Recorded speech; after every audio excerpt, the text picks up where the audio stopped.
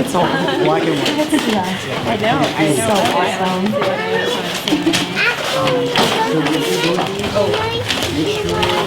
All right, you're good to go. Helper.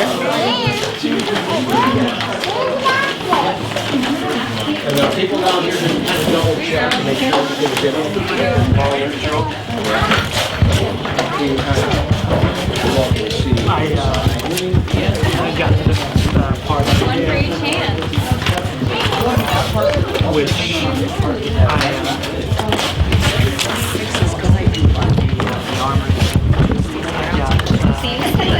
These are to static. beat the part that I was at.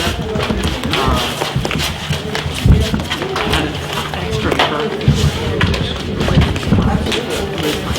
Have you been to Fairbanks yet for the PSW, or is this your first trip? My first trip, I leave So the first time I fought the boss the first time, it's like,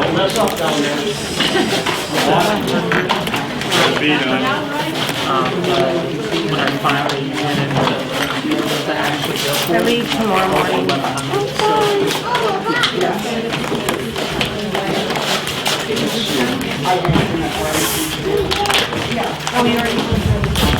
How about if we get one person from the first table over there to come over here? One more to come over that one?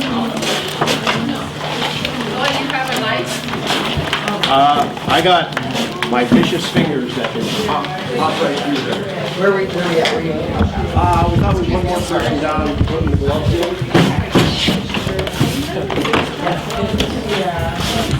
Good, how are you? Good. I know we've been trying to get some more at the hospital.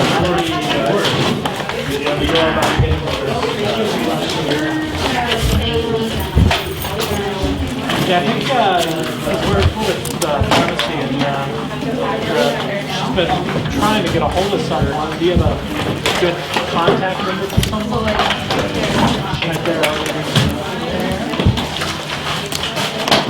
I guess I got up there too. And just I'll get looking pretty. I'm starting to figure it out.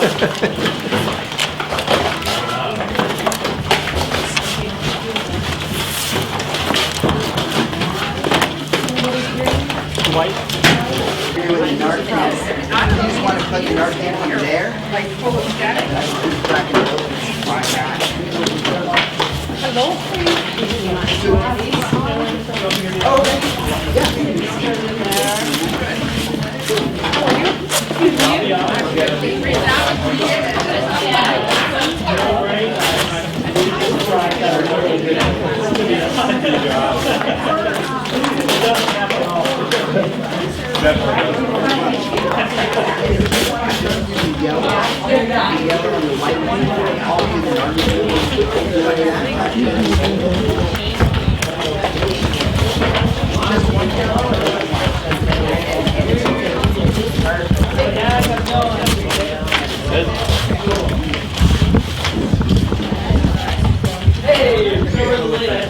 Hey, they're under the table there.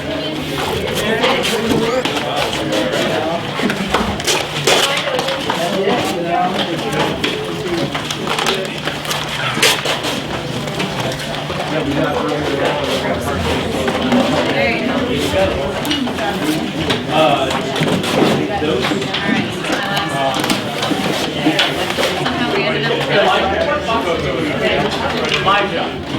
What boxes do I put in? Hopefully you Okay, so. Okay. Follow-up. One of the things that we ask people to do once they actually use the Narcan sprays, there's a little form. The state, we like to kind of track of how it's being used and in what circumstances, I think. That's correct. And that helps us at the state level to keep track of stuff. So that'll be part of the training too. And whoever gets trained today, if you want to have a Narcan kit, you'll be able to take one with you, or a couple if you need to. The reality is that anybody that uses a prescription opioid there's a risk of overdose. So it's always really good to have some on hand. We're going to distribute them locally to the police force, to the fire department, first responders, anybody that may come in contact with somebody that may be experiencing overdose. So for all of you that would like to stay and go through the training, you're very welcome to do that. We're also going to do another training at 3 o'clock. Since you were so efficient getting done at before 2 o'clock. So,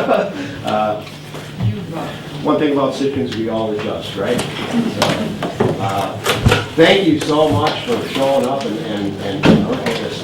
We have a few extra empty kits yet that we'll get more stuff and put them in there later on, but that was close to 500 kits that we just assembled, so at least. So, again, thank you so much.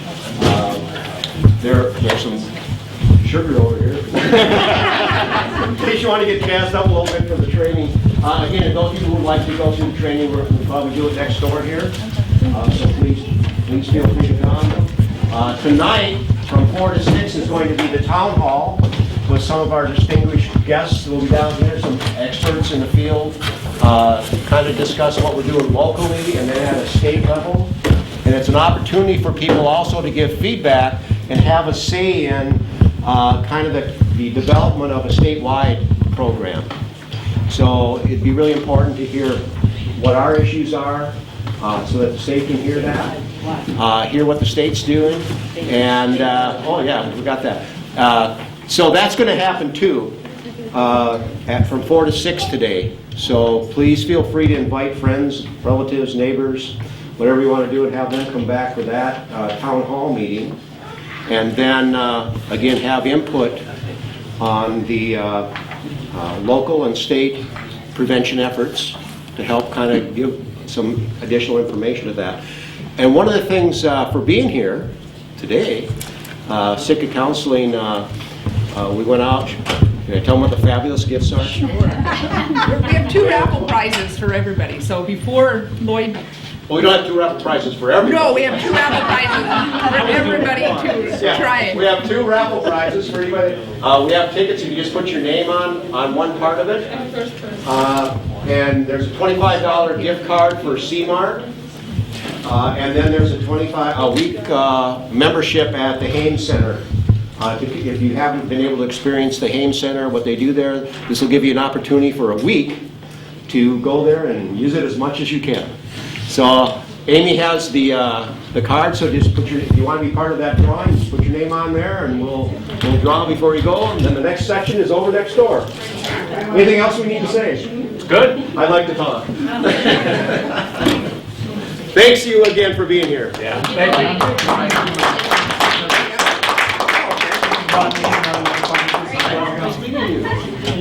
Good. Remy gets one in for sure. Write your name, phone number. Did she just say that wrong here? No worries. Sorry. I hope so. So, hi, my name is Jay Butler. I'm Chief Medical Officer with the state of Alaska. I'm here in Sitka, Alaska with Captain Michael Duxbury of the Alaska State Troopers.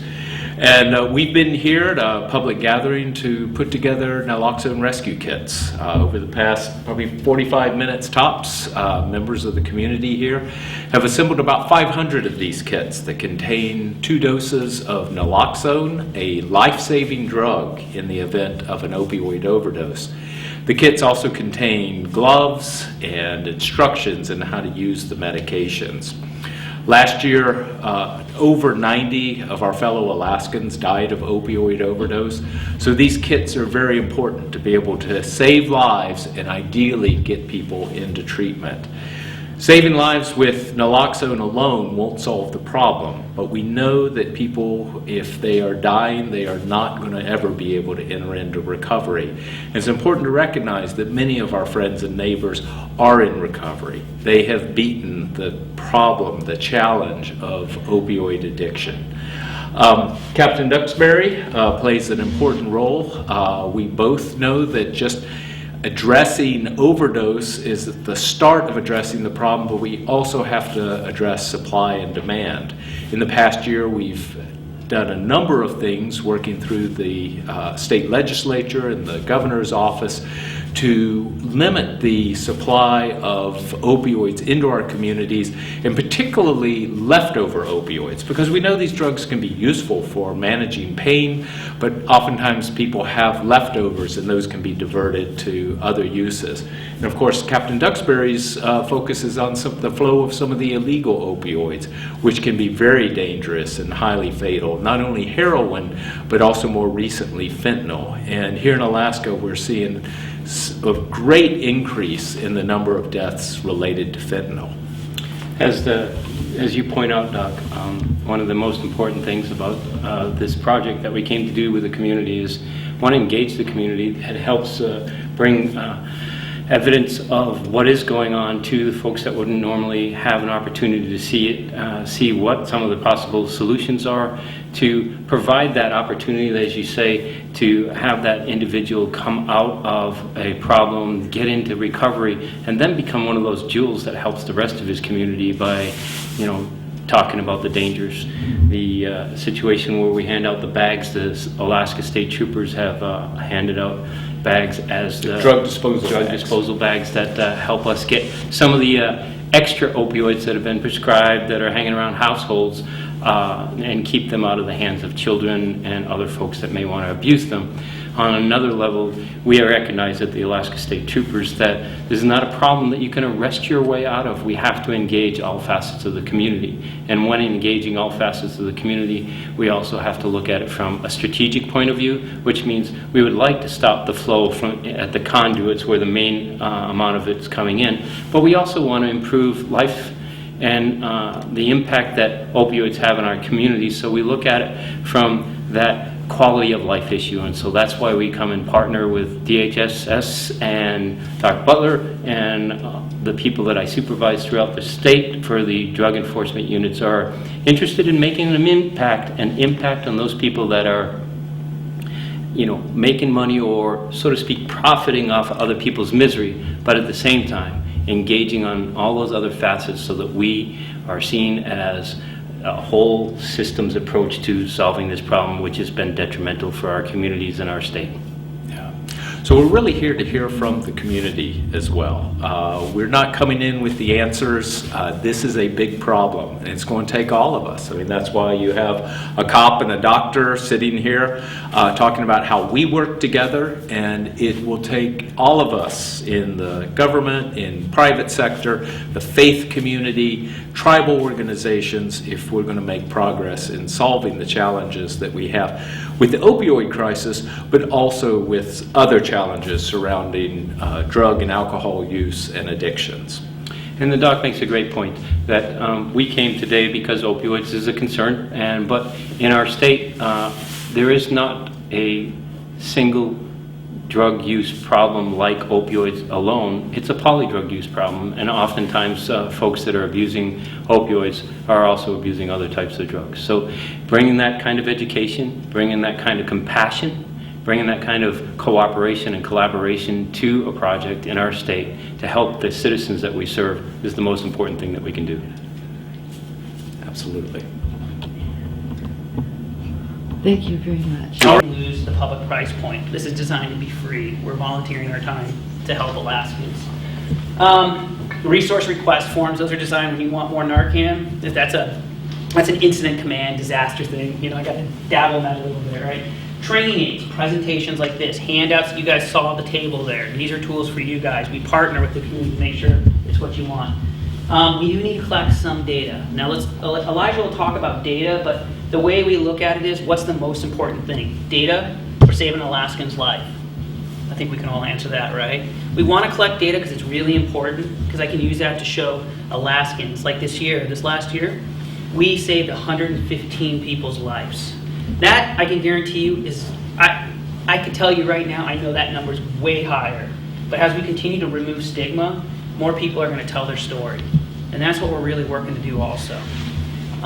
So we have pre and post surveys. So people, it's just like, what is your knowledge, your skill set? Are you comfortable with this? We have distribution tracker forms Elijah will talk about, in the report back forms. Our kits, posters, signs, information booklets. So today when you guys leave, This presentation's in a booklet. You can take this home. Standing medical orders, frequently asked sheet. So we're really trying to work to make this as easy for you guys. So we have the Good Samaritan Law, between SB 23 and the Good Samaritan Law. Just so you guys know, we need a lot of questions, especially some of our professional fields. What they say is, am I going to get sued? You know, so as long as you guys, when you're administering something like this, you don't perform gross negligence, you're going to be okay. And the definition of what is gross negligence, and I'll give you a few examples. Let's say somebody's on the ground and they're overdosing and you had a kit and you're like, I'm going to walk away. You've been trained as a responder technically now, right? So it's your duty to help that person if you have that tool, okay? The other thing is, let's say you're on the ground, and I don't mean to laugh at this, but you know, these are things that do happen. Someone's on the ground and overdose and you come up and you try to wake them up by like kicking them, punching them, you know, and things do happen like that. That's gross negligence. So you just, you know, when you follow the steps in here, it's very easy. And we'll move on to the next one. So with that, I want to give it to my counter drug support specialist here. He's a civil operator. He is Elijah Gutierrez. I'm going to get this right one day. So he works in OSMAP, and he's a phenomenal presenter, so I'm going to give it on to him. Thank you, Andy. I like to have Andy do that initial part when he's here because I give a very condensed version of that. He was there and can really speak to it truthfully. Not that I tell lies, but you know, like I said, it's more condensed. So today I'm going to talk to you guys about how we're going to actually administer Narcan when you're in the field, and then some of the details of the Project Hope and what has to be done logistically if you were to use a Narcan kit, or things that you would tell people if you were issuing out Narcan kits, really touching on the important aspects of it. So first off, what causes an overdose? Opioids on your brain. You got the opioid receptors. The opioid molecule goes in, attaches to that, and essentially your brain forgets to breathe and brings you under, right? People pass out, you get to breathe, and you start getting that. That's how people die. What does the Narcan do? The naloxone, the drug, Narcan, goes in, it bonds to those receptors stronger than the opioid molecule does. So it kicks it off, and then brings that person back. So that's essentially how that's working. Receptors, opiate goes on there, too much gets in there, goes into an overdose, the naloxone comes in, it kicks it off, and then it brings the people back. That being said, the Narcan drug, naloxone, the drug, that wears off faster. Its half-life, it breaks down faster than the opioids do. So that's why there's 2 doses in there. You get about 30 to 45 minutes with the Narcan, and then somebody can go back into an overdose depending on at what point that opioid is breaking down in the system. Does that make sense? I just spoke about boom, knocking it off, saving a life. So it's supposed to work within 30 to 40 seconds. What you hear from the field is that when the Narcan is administered, people come back to life almost miraculously, and they can be very agitated, they can be angry. Essentially, that person goes straight into withdrawals, right? They're used to having these opioids in the brain, on the receptors, and you just cut all that off in a split second so they can't be agitated, angry at you, and then also suffering from withdrawal symptoms at the same time, very quickly. When you're storing your Narcan, it should be about, room temperature. You don't want it to freeze. This is Alaska. That's not always a reality. You want to make sure that it's definitely thawed out. In the event that it is frozen and you've got to thaw it out, putting it under your armpit, thawing it out is really going to, it's going to be quick. There's only a small amount of fluid inside of each dose, so it's pretty fast to thaw out, but at the same time, it also makes it very quickly to freeze.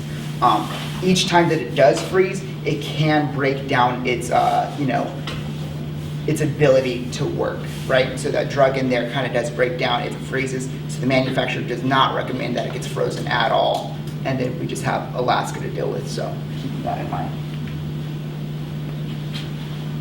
So, as you spoke about how Narcan works, right? You got the brain, it goes in, removes those opioid molecules from those opioid receptors. So, if you think about that and you think about other drugs and going into overdoses, it's not going to be effective against those, right? If you are, overdose on alcohol and you administer Narcan, it's not going to do anything. It's only effective against opioids. Every time a Narcan kit is used, you gotta call 911. As we discussed earlier too, with the Narcan, it can wear off. You only got 2 doses in each kit, and depending on how much opioids is in the brain, they need to get to a higher level of care, right? After those 2 kids are gone, you don't know if they're gonna go back into an overdose, so you do wanna get them to a higher level of care. Am I going the wrong way with this? So these are examples. Is effective against opioids, such as, right? Not effective against things that are not opioids. Pretty simple. Myths about getting somebody out of an overdose, having people walk it off, putting them to a mouth, they could drown. If they're unconscious or close to unconsciousness, obviously putting them in water is not a good idea. Inducing vomiting, this is all happening in the brain, right? So if you get somebody to throw up because you want that out of their system, it's not going to do anything. It doesn't make sense to do that. So as Andy was talking about earlier, like the negligence, you don't want to slap them or punch them. That's not really going to do anything. It's all happening in the brain, and the only way to get somebody out of an overdose is to get those molecules off those receptors. Hey Elijah, right there on that one too, just so you guys know, a lot of people ask, how do I try to wake somebody up? So the best technique to use is, has everyone heard of the sternum rub? Rub your fist like this, right? And you're going to rub up and down on the sternum, and don't do it hard, don't do it gentle. You can do it hard. It will leave a bruise. But a lot of the times it's really hard to identify, is the person truly overdosing, or are they at that point where they're right on the cusp, and so if you give them a sternum rub, a lot of times they'll either make a groan or they will wake up and it'll hurt. And if they don't wake up, then that's a sign that something bad's happening. We always say, when in doubt, give Narcan. Yeah, absolutely. Thank you, Andy. Yeah. So Narcan won't hurt somebody if they don't Yeah. need it. Yeah, and that's what we always say is it's better to just be safe, because if even law enforcement officers, substance these days, there's so many of them, and it's hard to identify until you get it to a lab sometimes. So when in doubt, give Narcan. It's a very safe drug. It's been in the medical community for over 30 years now, 40 years. So yeah, I always say it's a good tool, so give it a try, and if it doesn't do anything, then your best line of defense after that is CPR. Yep. And then finally, injecting foreign substances. So this, for people in this room, as you're giving it away, definitely dispelling that myth, as people are hanging out together and maybe doing things they shouldn't be doing, have this idea of injecting people with other substances to bring them back, definitely not a good idea. So making sure that you spread that word around too. And then right there, if you don't mind, I want to just add that, 'cause a lot of people look at it and go, really? But here's the thing, we actually saw for a while in the South Central region that we were seeing people actually giving methamphetamines to people. And what ended up happening was there was an individual who they thought was overdosing, they had no tools, they gave them meth, and the person was like, woke up and was like, woo, right?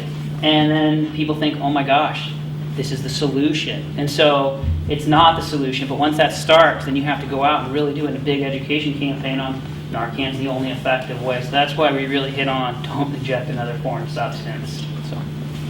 Awesome. Moving into the kit itself, I think that you were all pretty familiar with what's in the kits, and I want to say thank you to all of you for coming down and helping put these kits together today. So you got the gloves, the instructions, the face shield, the 2 doses of Narcan, as well as the directions from the manufacturer that we put in there as well.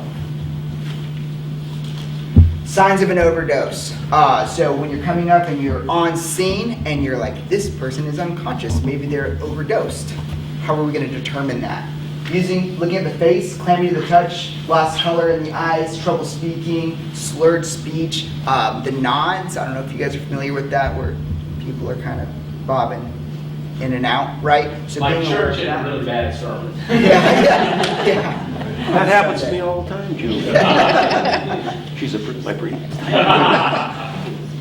Bodies, limp, fingernails, right? Blue, turning purple. People are unconscious.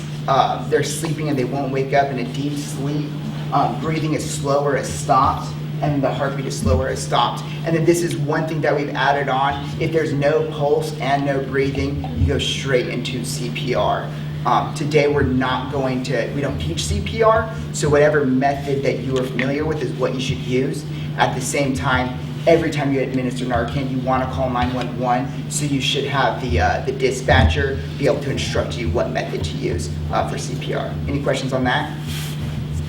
Go straight to CPR, but can you also do the That's a great question. This is a new... It seems like they should both be happening. At the same time. So the instruction is that if there's no pulse or no breathing, you go straight to CPR. Yeah. The question is, should you administer Narcan and then start CPR? No, so, I'm glad you asked that question. This is something that we've been challenged with. Yeah. And so, here's what I say. A lot of the times people, who has been in a situation where someone's overdosed or it's been a medical condition and it's hard to find if they're breathing or not. So, if in doubt, you don't know if they have a pulse or not, and you're really concerned, you can give them Narcan quick and go right to CPR. If you verify that they don't have the pulse, they have stopped breathing, you need to go directly to CPR. And then there's two forms of CPR, so it's a matter of what you've been trained on. So around the state right now, we have hands-only CPR, right?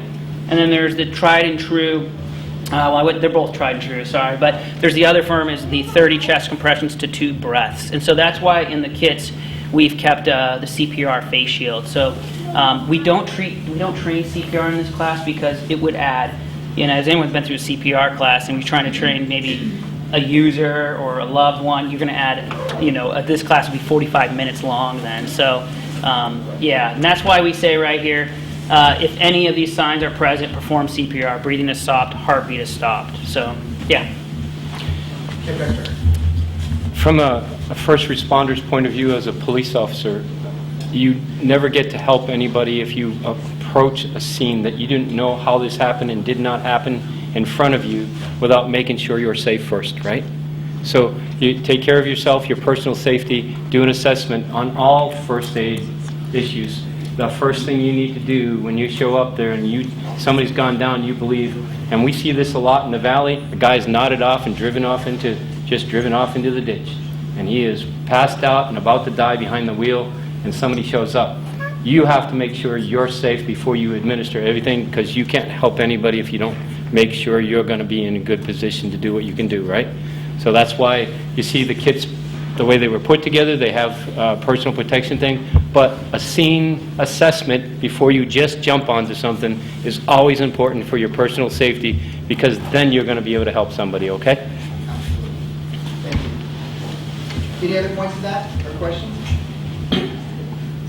So, if somebody's unconscious, you got to go through that levels of alertness, and I like to think of this happening as Captain Duxbury just noticed. As you're coming up to the scene, you're kind of doing a scene assessment. You're looking at a person who's unconscious, and you might call out to them, right? Are they responding verbally? Are they responding to pain, the sternum rub? Are they responding to touch? So if you reach out and touch somebody, do they respond to that? And that kind of tells you at what level of consciousness that they're at. You see things that may conclude that they might be in an overdose, needles or pills or things like that. You're kind of doing that assessment as you're approaching the scene, right? You want to get that person on their back. You want to tilt their head up. Boom. And then you want to administer with the nozzle piece. So with the nozzle, you kind of hold it one way, like this, right? So as you open it, and you have it, and you have the person on their back, and you tilt their head back, right, by placing your hand underneath their neck, and then you take the nozzle, fully insert it, and then inject it, right? We just taught another class earlier, and somebody brought up the point of you're kind of in a high-intensity situation, and you've got to really make sure you're paying attention. So you look at your instructions, you're like, okay, this person is in an overdose. I need to administer my Narcan. Okay, I've got everything out. And then as you're going down, and you might accidentally press a little bit out before you even get it into the nostril. That's no good, right? So kind of like with a firearm, keep your finger off the trigger until you're ready to shoot. right? So kind of keeping it off to the side. And then as you're there, head's tilted back into the nostril and then administer. Like I said before, it's only a small amount of liquid that's inside of these, so you want to make sure that that person gets the full dosage of the drug. You don't want any of it to go to waste. Is it just one time? Correct. So it's a one-time use only. So as you use it in the nostril, compress, that fluid is gone, it's there, and then this is just garbage. Then you have the second dose that's standing by in the event that they start to go under again. And again, those numbers, they kind of vary. You got that 30 to 45 minutes before it starts to break down, but really being there with that person, being aware of what's happening. They came back. Okay, as we're going to learn in a second, you're going to get them into the rescue position, right? You're there with them until 911 comes and they get to a higher level of care, being aware of their level of alertness. Do I need to administer that second dose, right? So the rescue position is on their side with the leg kicked out. You can see the leg is kicked out. What that does is it creates stability and prevents them from going back onto their back or onto their stomach. The hand underneath the cheek for head support. And what this does, again, because we're dealing with people who are, close to being unconscious, what this does is it prevents them from, throwing up and then drowning in their vomit, or laying on their back, throwing up, and then choking on their vomit. So you really want to make sure that they're going to be okay and nothing exterior is going to happen to them. Watching them closely. If they don't respond, 2 to 3 minutes before giving another dose. Narcan can be given every 2 to 3 minutes if available. So you're probably not going to have a lot of Narcan on hand. You might have your one kit, or if you hand out your kits to people, they may only have one kit. Just really making sure that 911 is called as early as possible, so that way, help is on the way as you're administering Narcan. One of the things that I've heard from a few people is that that 2 to 3 minutes seems like forever, so it's really hard sometimes to gauge that. Right. So they give it, and then right away again. Absolutely. It's got to be 10 minutes now, isn't it? Yeah. Please. The reason for that too, just we've got powerful drugs coming in, right? So obviously, the fentanyls that we see and things like that you may administer, but I've heard stories of people administering 16 milligrams to a person because they're scared. So that's why we try to hit home that the side effects are they're very, very minimal. And it's a very safe drug. Yeah, so when that person was administered 16 milligrams, he came out, he withdrawed, and he got up and ran like no tomorrow, But, I want to highlight that it's a tool. Narcan is just a tool, and so often when we're nervous, all we focus in is on the tool. So for that scenario where that individual got 16 milligrams, it saved his life, which is great. But remember that the most important piece is eventually, if things aren't working, is CPR. It's really essential. And then just like with the Narcan, the whole idea is about saving a life, right? That's the whole idea behind it. Give somebody else another chance, another opportunity to seek recovery. And so if the Narcan isn't working, going into that CPR and giving somebody that next step, that next chance. When you go into the second dose, yep. Is it possibly a good idea to use the other nostril because maybe the first nostril might have been congested, or is it better to just keep it in the same nostril? That's a great question. I'm going to let somebody else answer you that. could use the other nostril, but what the pharmaceutical company tells us is it doesn't matter. And we've actually talked to a lot of pharmacists also. So some of the older, with the atomizer, if anyone's seen it, the EMS use a lot of time. You put this little foam tip on. They recommend that you use the other nostril, but that atomizer actually you lose a lot of the naloxone. So if it's like a 2 milligram dosage on there, quite often you're only getting about 1 milligram, sometimes a little over into the person.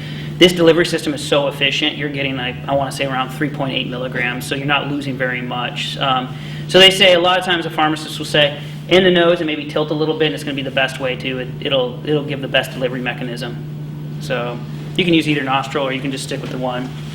So it's 3.8 out of 4 milligrams that's in there. So it's a large amount of the drug that's getting in there, which is really, really fantastic, not losing that out.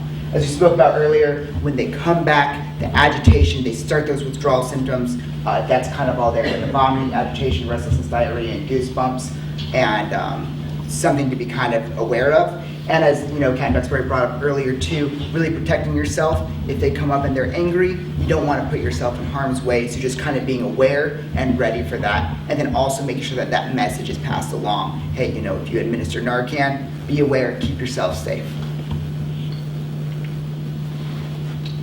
So I wanted to touch on a few other points here. That's the end of the slides for there. So it's hugely important that we do get data back. It is absolutely imperative that the Narcan gets out to save lives, but at the same time, when you apply for the grants, you need, I'm sure many of you are familiar, that you got to get the data back to show what you've done and that it's being effective. So moving forward, it's important to get the information back. So as you leave today, if you take a kit with you, I do got to collect some information on you guys. And it's not your name or your address or who you are, or is this kit for yourself? Well, actually, that is a question. Is it kit for yourself or for somebody else? But it's not associated with your identity at all. And it's just to collect that data so we can send it back and say, hey, this is effective, this is what's working. So it's important for the grant, but more important, it's important for the state to know what's going on so we can best respond to this epidemic and make sure in the future that we're saving as many lives as we can. So field expedient data collection, right? We didn't bring the form down, we weren't sure about that. So I encourage you guys to do the same. If you're in a situation and you gotta give out that Narcan, remember what's on the form, collect that information, and then record that and send that back later. Project Hope at alaska.gov. I respond to those emails. I think there's 3 of us that respond to those emails. If you have a question, hey, I'm giving out Narcan and I'm not sure which form I need people to fill out. Can you send me that information? Absolutely, it's too easy. If you end up using Narcan, there's a report back form. If you don't know where it is, you can't find it on our website. Again, hey, I've used the kit. Can I get a report back form? Absolutely, I'll send it to you. We can even talk over the phone. You can give me that information. Having that data and bringing that back really validates what we're doing and the things that we're trying to get done. We're going to also be shipping the forms, packets here on Monday, since we now know we have a gap in the kits, because I'm not good with math. We're going to be also printing out a lot of the forms. We've made these packets where they're really nice. So we have it electronically. Like I said, we don't collect any data. We don't collect identifying data on people. That's because I don't want to get into the HIPAA world, number one. But 2, also, there's a form of stigma associated. People aren't ready to, maybe give their name in that. And the ultimate goal, like we said, is to get Narcan in the kit of the individual. So if you guys are agents out in the community providing these kits, we ask that you try to get as much data as possible. If an individual is comfortable to share, the ultimate goal at the end is to make sure that person has a kit, because the last thing I want to see is somebody pass away because we were trying to collect data. But Lloyd will have this stuff probably we'll ship Monday, so by Tuesday or Wednesday he'll have it in his hands. And yeah. We can get it to you digitally as well, so you can email it out to me. So Lloyd will be that point of contact, or myself, of course, Andy. What are your questions regarding Narcan or naloxone or Project Hope? What was that slide again that said it would not work on? It went too fast for me. I know the alcohol.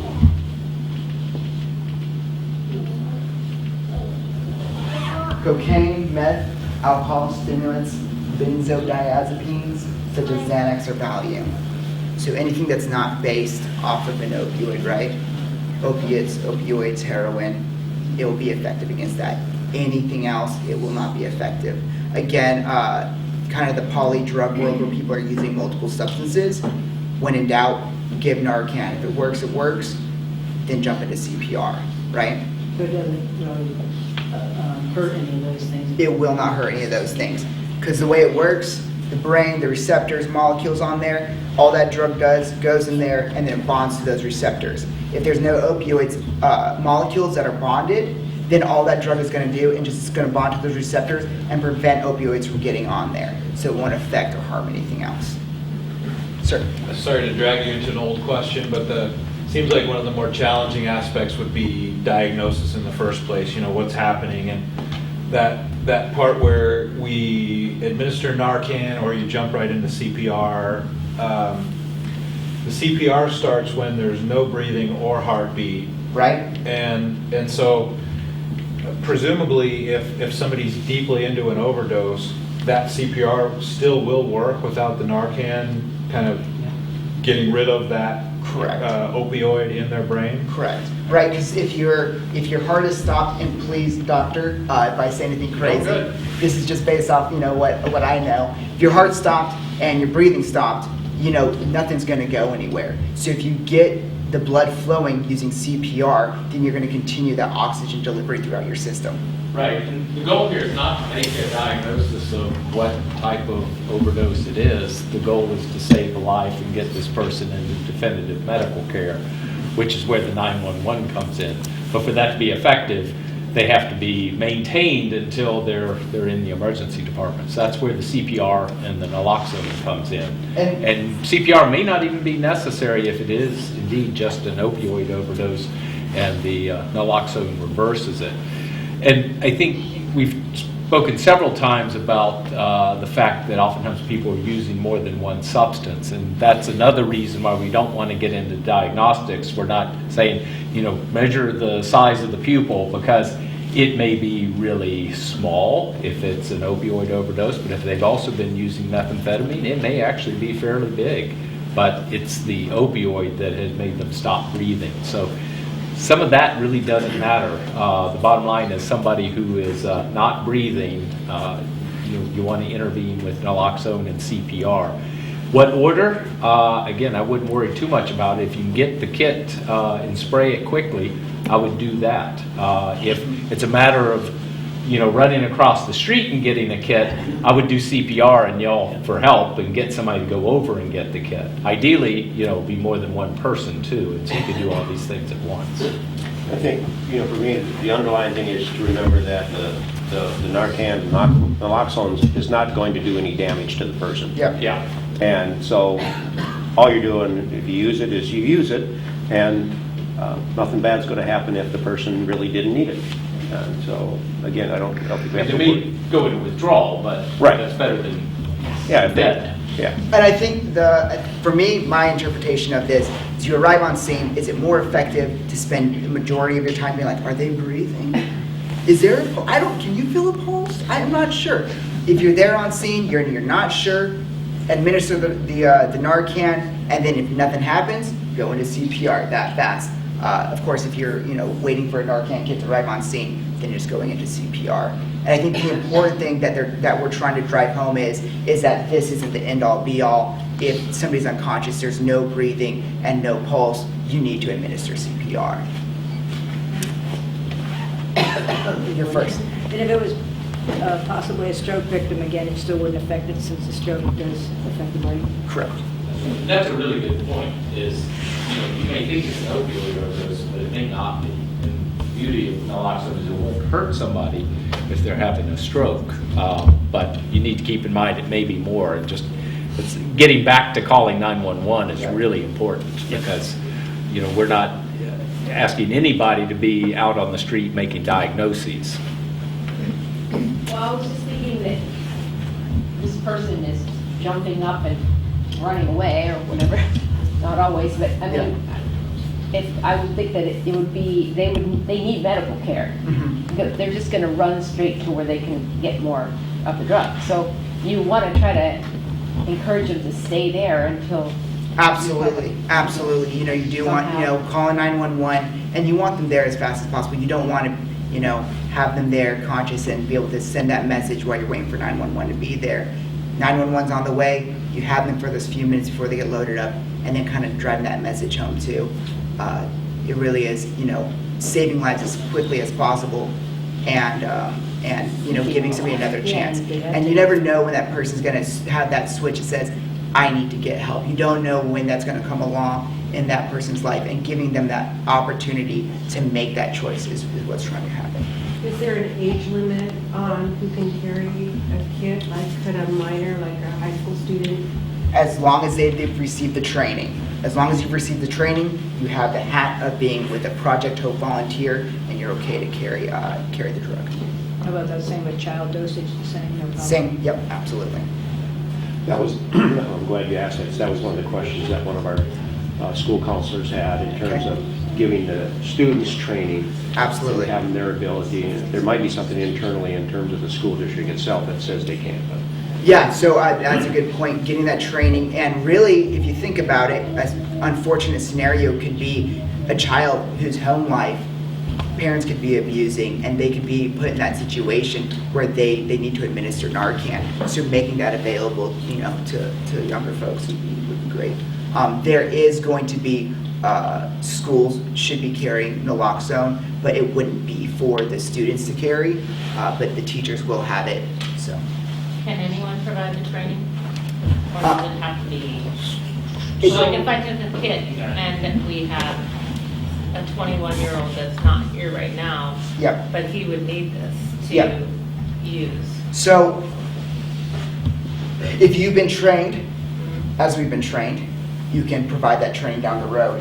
This pamphlet makes it super easy to give that training to somebody else. It's just like the slides. It kind of goes over what is an overdose. It kind of goes over the myths, you know, as we discussed earlier, what's it effective against, what it's not effective against, and things like that. So if you are with Project Hope, it's not me, goodness. If you are with Project Hope, then you can give that training, yes, especially to a loved one who needs it. Yes.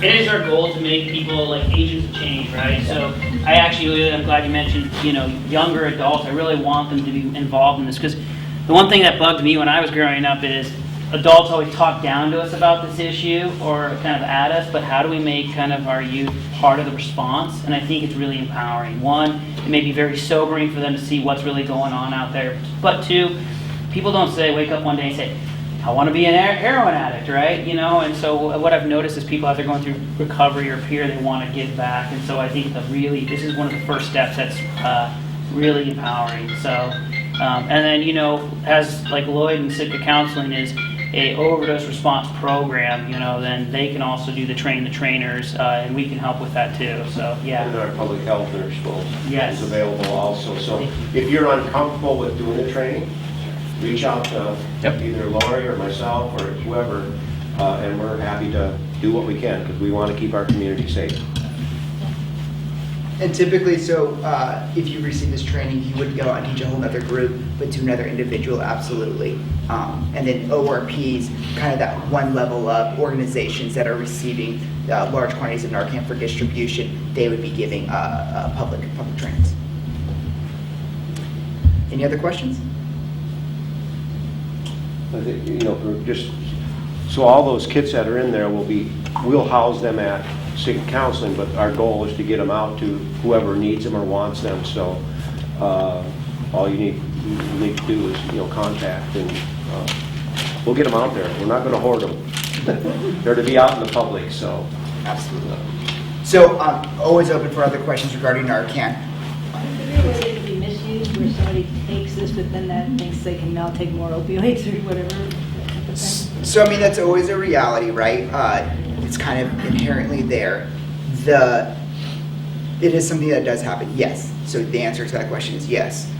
Keeping in mind and remembering that this is about harm reduction, saving lives, and giving people that chance to say, I need recovery, I need to be in recovery, right? We don't always have those options. We discussed it yesterday, the availability of, hey, I need recovery, and those resources might not be there that same day. That window closes, they go back into abusing.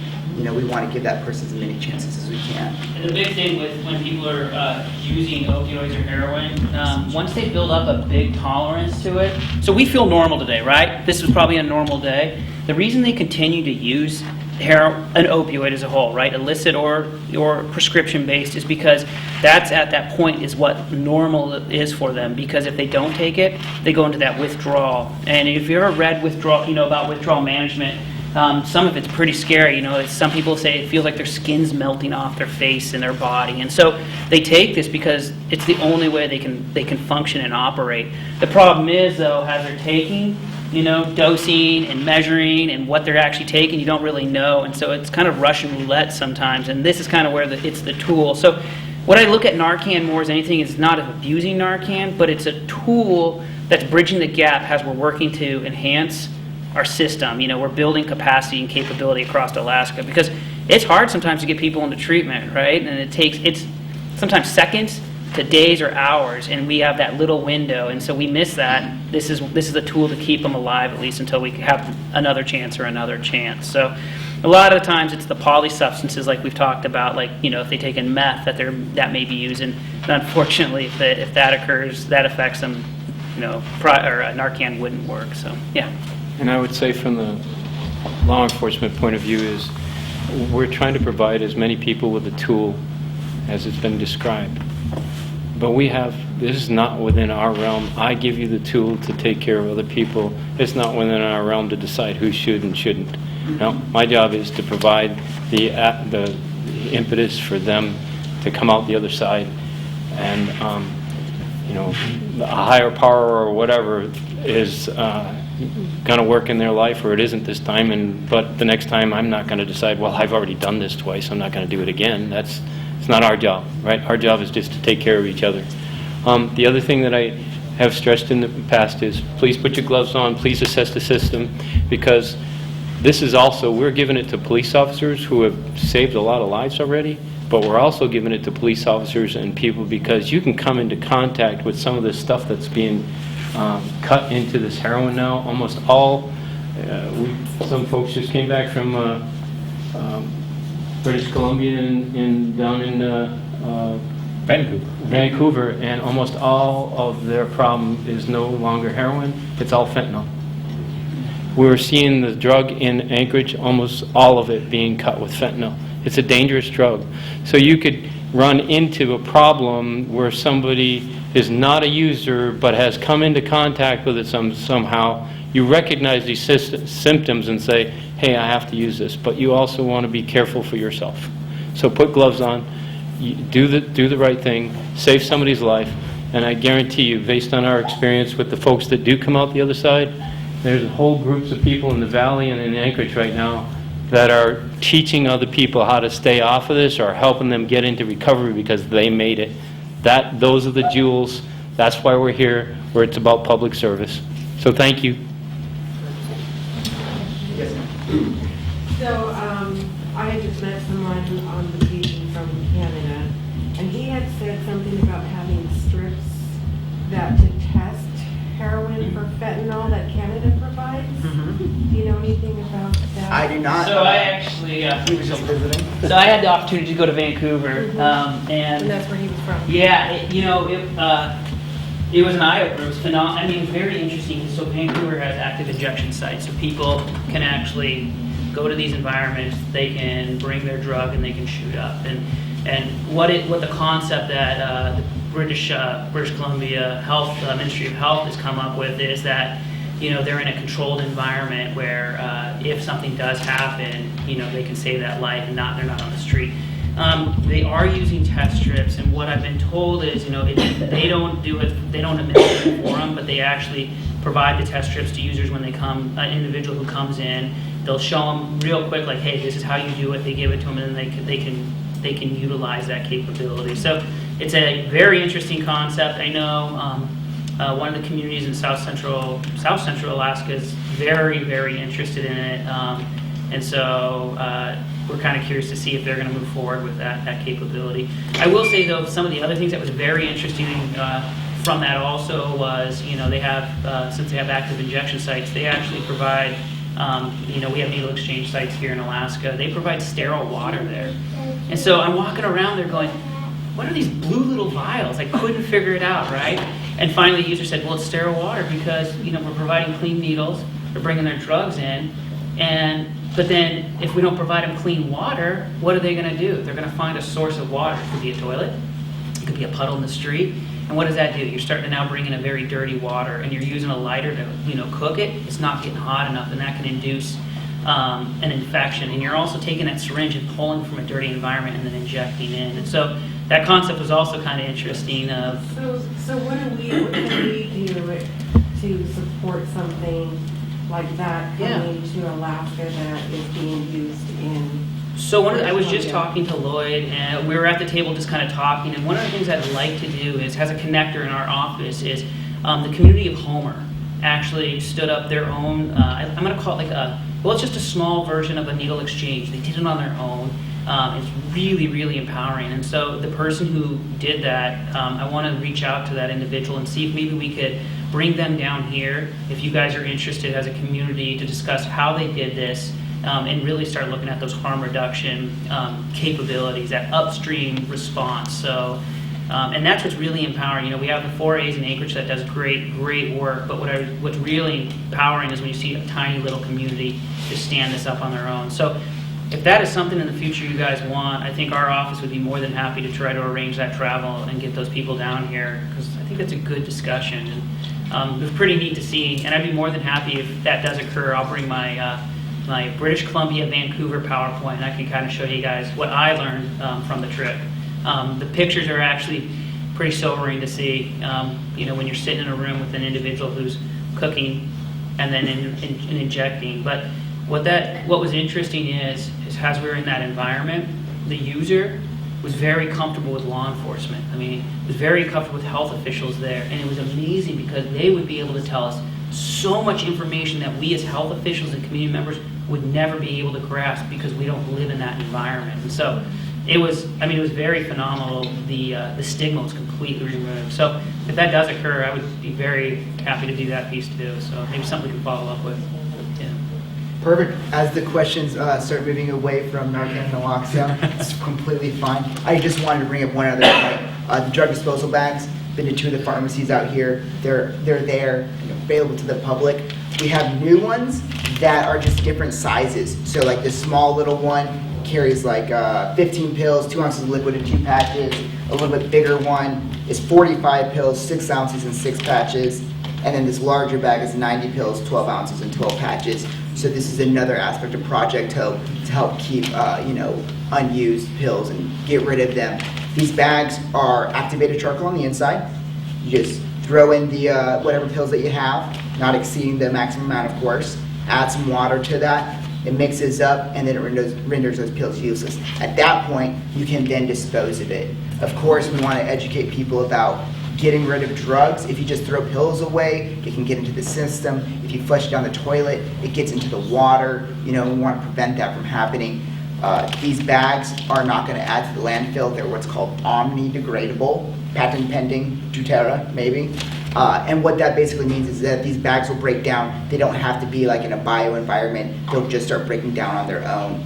So it kind of like, it leaves nothing left behind. So that's kind of cool. Just for people's awareness, you can get them at Sitka Counseling, out at Search Pharmacy, Harry Race Pharmacy, the Sitka Community Hospital. We're going to try to get some at the police station. So we're going to try to make those as easily available as we can. They're no cost, as the Narcan kits are. So again, all the Narcan kits can be accessed through those places also. So again, the goal in the community is really to make all this stuff as accessible as we can so that we can reduce that social access to all prescription medications, especially opioids. So anytime you have, if you know anybody that has any unused, expired, encourage them to use the bags. Or we also will be having drop boxes located. There's one out at Search right now. There's one at Harry Race Pharmacy. We're going to have one at Sitka Community Hospital, the police department. Again, the goal is to make them as accessible as we can to our community so we can deal with this crisis that we have. The statistic is about 73% of young people using opioids started by taking them from somebody else's medicine chest, bottle, cabinet, or something else like that. I had a very interesting experience in Anchorage during Halloween in a fairly upscale neighborhood with a bunch of friends. Lady came to the door with we thought were her kids, and asked to use the bathroom, ran in the door, went right in the bathroom that she could see from the door, and rifled through the whole entire freaking bathroom within a couple of seconds before we could get her out of there.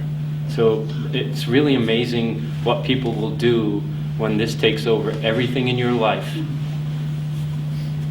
to just stay normal and get opioids. So it's really hard for us to understand that. We think, we also, when we were at, just amazed me at the house with the kids in Anchorage, them telling us stories about how their parents would just, well, you know what to do, it's on the bottle there. We got to take responsibility for what the people are getting access to, and if we could get them at a younger age and keep them from having to have these problems, these bags are a wonderful situation for us. And we're also think about it in terms of unexpected and expected home deaths. those are a lot of pills that things. So if you need to get one of those, and that can help keep all those pills from getting into the market, that's a big deal. About $2 to $2.50 a milligram is what the kids are charging for people for these pills they're selling on the street. So an Oxycontin 30 is, or a 90 is 180 bucks for one pill. It's amazing. So very important. So I work in health promotion at Search, and I'm in prevention, and there's other communities that Search is connected with. The Narcan kids, is that something that can be, do you have an online training, or do you have to go through this training? And so I manage the safety shop for Search, and is that something that I can have in a safety shop for people that want to come and get the education on it, to get as many out as you can? How would you go through that process? So through me, absolutely. And so depending on what you wanted to do, and this maybe it's a conversation we can have offline, but we can absolutely meet those needs. Whether it's if you want to distribute Narcan, we can have that conversation, get the training, make sure your staff is trained up. If you just wanted to have it in-house, we have an online training. It's a short, 5-minute video that's available, and so they can watch the video and then have the kits. So depending on what your goals were, we can absolutely work with you and make something happen too. And then at the same time too, using local resources to receive it in face-to-face training, if that's what would be more beneficial. Other questions regarding Project Hope, Narcan? When you do dispense the Narcan stuff, is there a special thing that should be thrown away with? Is that hazardous and all? So the beautiful part about these nasal sprays, whatever I don't want to call them. The beautiful thing is that it doesn't introduce anything harmful into the community, right? Just a piece of plastic, there's no sharps in there. It's not going to affect anything. It's a piece of plastic, that's about it. Other questions? Thank you so much for everything that you guys are doing in your own community. Thank you for coming out and being a part of this. Thank you for making my life easier by, trying to help people, and you guys are doing my job for me, and I'm so happy to be a part of it and to visit your guys' beautiful place. Thank you so much for everything you guys are doing and allowing me to be a part of this. That's all I got. Thank you.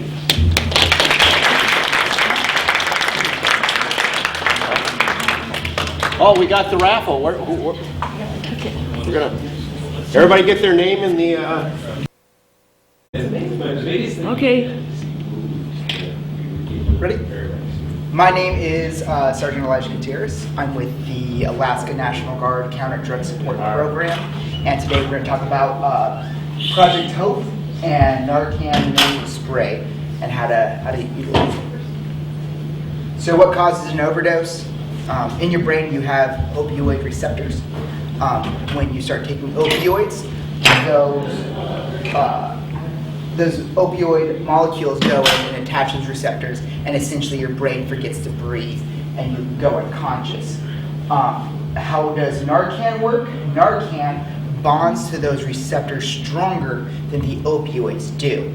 So you take the opioids, it attaches to those receptors, and then you go into an overdose. The naloxone drug, once administered, goes in, attaches to those receptors stronger than the opioid does, effectively kicking them off, and then it can bring somebody back within a few minutes, but traditionally you see it being effective immediately.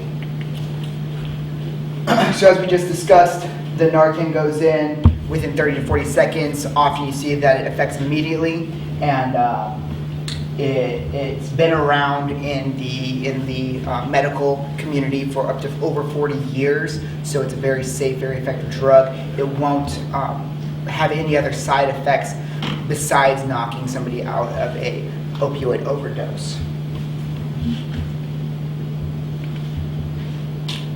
The Narcan has a shelf life of 2 years. If you look on the back of the Narcan packet, so if you open up your kits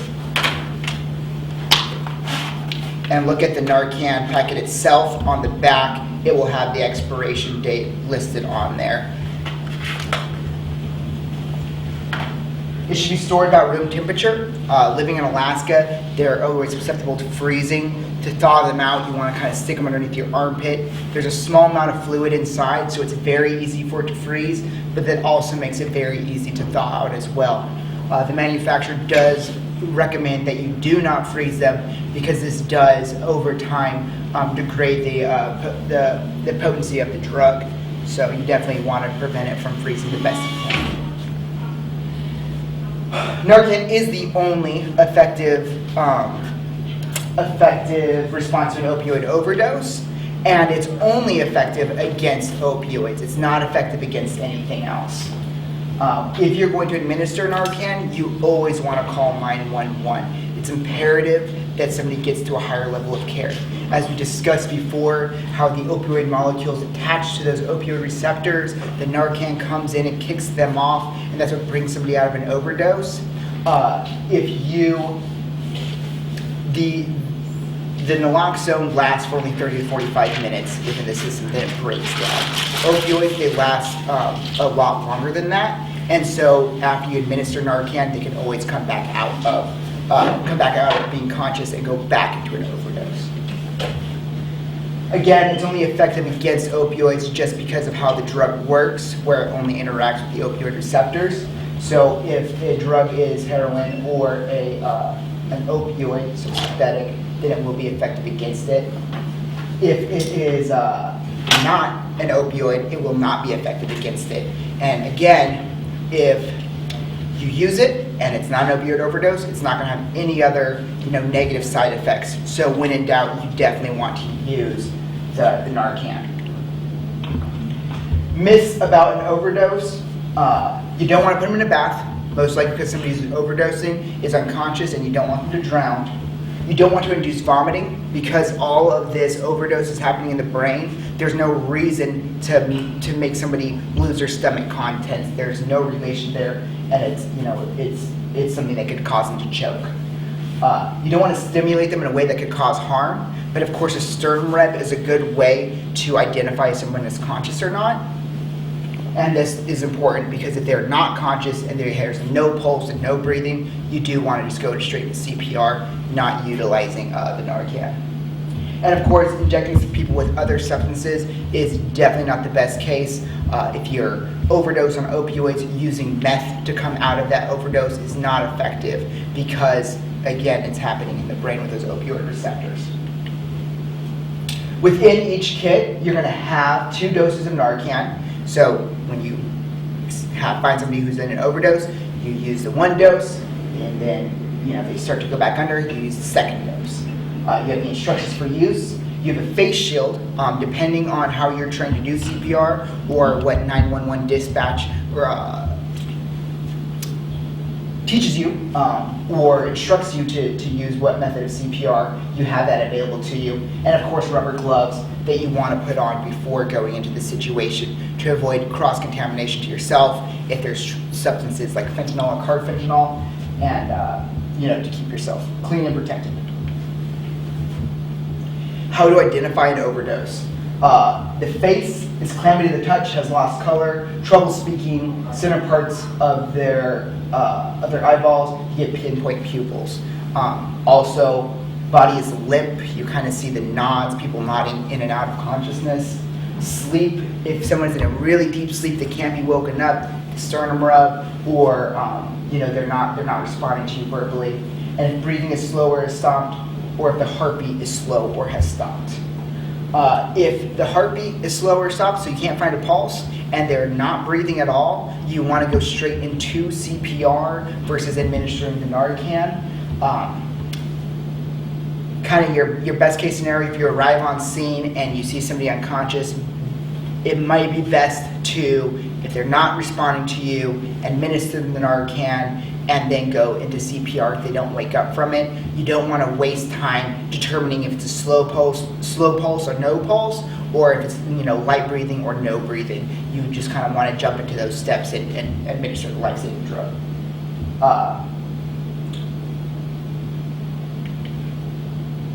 How do you use the plunger? So you have your index and your middle finger that goes over the top of the plunger, as you can see, and then your thumb goes on, and that's what dispenses the drug. Now, if you are administering this drug to somebody and you are getting ready to do this, you want to kind of keep your finger off of the plunger. So you want to keep your finger off of that centerpiece and on the side until you actually have the nasal part, the nozzle, into the nostril. And that will prevent you accidentally discharging the medication and it's not getting into the person. There's only 4 milligrams of the drug in there, and you want to make sure that every part of it gets to that person. The important steps is if somebody, you want to turn to them on their back, you want to tilt their head back by placing your hand behind their neck, and then inserting the nozzle, take the nozzle all the way into the nostril, and then press the plunger to deliver the medication. Once it is used once, and it cannot be used again, so it's just trash at that point. Okay. You're good? All right.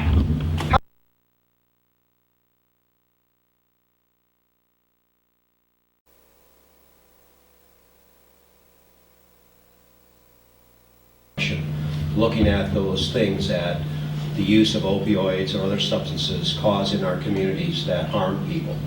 And that's where the Narcan comes in, maybe things such as a needle exchange program, because there's a lot of things that are associated with the use of substances that we don't think about. We oftentimes think directly of the substances, but we don't think of those associated issues that come along, such as HIV or hepatitis C. And as we see the opioid crisis, the use of opioids go up, we also see a trending of infectious diseases such as hepatitis C and those type of things. So I probably could talk forever, but I'll be quiet, and maybe we'll come back this way again. But if you have questions about what we're doing locally, I would feel free to ask those questions in Q&A. I noticed there's a reasonable facsimile of you here. My name is Mike Duxbury. I'm the captain and commander for the Alaska State Troopers Statewide Drug Enforcement Unit, also the Alaska Bureau of Investigation. I've been a 28-year troop. I am here because we're trying to demonstrate, as he has said many times, the word collaborative and cooperative, and that you can arrest your way out of this problem. And so we're looking for those ways that interact with the community, develop relationships that solve problems before we know they're actually happening, and trying to relate to this situation from a multifaceted, multidisciplined approach. There is no other way to solve this issue that is impacting all walks of life, and it's happening everywhere across the state. And I am an enforcement person that is interested in making a difference in those cases where people are making profit money off of other people's misery and addiction. That's what my job is. But I am also concerned about my neighbors, the citizens I serve, because I believe in being a public servant in a way that says, what is it that we can do that helps people come out the other side? And some of that is about partnering with people like DHSS, partnering with folks that are providing services so that we may help induce folks to come out the other side of this and become those jewels that help other people. And that's why I'm here. Thank you, Captain Duxbury. I can speak briefly to some of the public policy approaches that have happened. And the legislature has passed a couple of pieces of legislation in the past couple of years, both on the sort of restrict supply, looking at the sort of abundance of opioids that are getting into communities through primarily prescription channels, as well as criminal justice changes, including a piece of legislation that was passed late last year in special session. Primarily, the legislature is trying to be responsive, making sure that people like Captain Duxbury and Dr. Butler and Andy and other practitioners have the tools, including resources, including making sure that supply is appropriately restricted, or that criminal law offers the tools to practitioners to be able to try to mitigate or sort of stem the crisis, which is what it is, as Governor Walker sort of officially declared earlier this year. So there's been a couple changes in law over the past couple of years. I suspect there may be more forthcoming, but it's sort of, as I think the response to this issue requires, a really sort of multifaceted approach. And the legislature and the public policy piece of it is important in trying to sort of stay in constant communication with the other other groups of people working on this problem. And I realized I did a very poor job of introducing the panel. So Captain Duxbury has kindly joined us in Sitka this weekend, and Andy Jones is traveling all around Alaska as sort of heading up the response for DHSS, along with Dr. Butler, who's the Chief Medical Officer for the state of Alaska. And then finally on my left, your right, is Sergeant Gutierrez. So I will pass the microphone in that direction. You got his last name right. He works for me, and it's taken me forever. So I'll stand up since I'm kind of hidden here, and you guys can see my ugly mug. So my name is Andy Jones. I'm the director for the Office of Substance Misuse and Addiction Prevention. In short, we like to call it OSMAP. So it's kind of easy to remember, right? Rhymes with OSNAP. There you go. There you go. So Governor Walker did declare a disaster. This last year, it's been almost a year. For this epidemic. Now, as health officials, we don't like using the word epidemic. We don't use it lightly. So when that word is used, it means we do have a serious problem. That being said, we have to highlight that alcohol is the biggest substance misuse in this state. But the trends that we see with opioids and how it's moving fast and how it's affecting our population, we don't need another substance affecting us like alcohol that tears our communities and our families apart. One thing with ICS and the incident command system, it's like a fire, right? You have a command structure that comes together to efficiently and effectively manage an incident. So for this last year, we've been working to plug, I'd say, the dam up, give the tools and the resources that the communities need, kind of like the drug disposal bags and Narcan kits, and partnering with our communities to force multiply and build these partnerships to achieve community goals. We realize when you do these responses, they don't stay going forever, right? There's a point when they're going to end. The substance misuse is going to continue to go on for our state. So the last thing that we want to see is for this to shut down, and then we lose all this momentum. So in July 1st of this last year, we actually realized we need a coordinating element, a coordinating office, and so that's where the office was stood up. Our office is a multi-agency office, so Sergeant Gutierrez here is from the Counter-Drug Program at the National Guard, who's embedded with us. We work across the board, so just because I'm in health doesn't mean that I work just in health. It means I work with Captain Duxbury, we work with our communities, Our funding spans across all departments and all communities because we're mission focused. And our mission is to reduce substance misuse, prevent substance use disorders, and help support communities, community progress, community coalitions. So events like today, or you follow up, for example, if there's interest in needle exchange, we want to bring the subject matter experts down here to get the discussions going and figuring out how we can support Sitka. So I want to thank you guys for giving us the opportunity, and like I said, we're here to support you guys, so thank you. Thanks, Andy. My name is Jay Butler, Chief Medical Officer with the state, and maybe to pick up a little bit on this theme of the disaster declaration. I was at the airport this morning, sitting right next, in Juneau, sitting next to the Lego table there, and there's a little girl with her baby doll and a toy John Deere tractor. And I heard her say, "Tsunami's coming, get the baby and put her in the tractor and we'll drive up the mountain." I thought, well, that's really cute. But also thinking about 10 days ago, it wasn't so cute at 12:30 in the morning when it really came time to do it. I could tell the people who had to go up the mountain by the look on your faces. And I think in some ways, when we look at why we're here today and the opioid epidemic, we're dealing with three tsunami waves that have hit us in succession, which is why last year more than 90 of our fellow Alaskans died in this epidemic. Why many more have been hospitalized or have been in and out of the healthcare system due to overdose, or have been involved in the criminal justice system because of addiction with opioids. The first wave really began about 20 years ago with some changes in the medical system and how we managed pain. And I think it's very accurate to say that we undertreated pain for decades during the 20th century. But I think things began to swing too far the other way as we get into the late 90s. I don't know how many people here are healthcare providers, but if you are, you've probably heard of the concept of pain as the fifth vital sign. As one of my ER colleagues said, boy, that was stupid that we drank that Kool-Aid, because pain is a subjective experience. It's not a vital sign. I mean, I would never say to you, on a scale of 1 to 10, what's your blood pressure today? No, that is an objective measure that we can really get a number. Pain, just in terms of saying what's your pain on a scale of 1 to 10, is not objective. It's trying to measure a subjective experience, but we know it's not very accurate. And the system then began to drive towards more use of these drugs.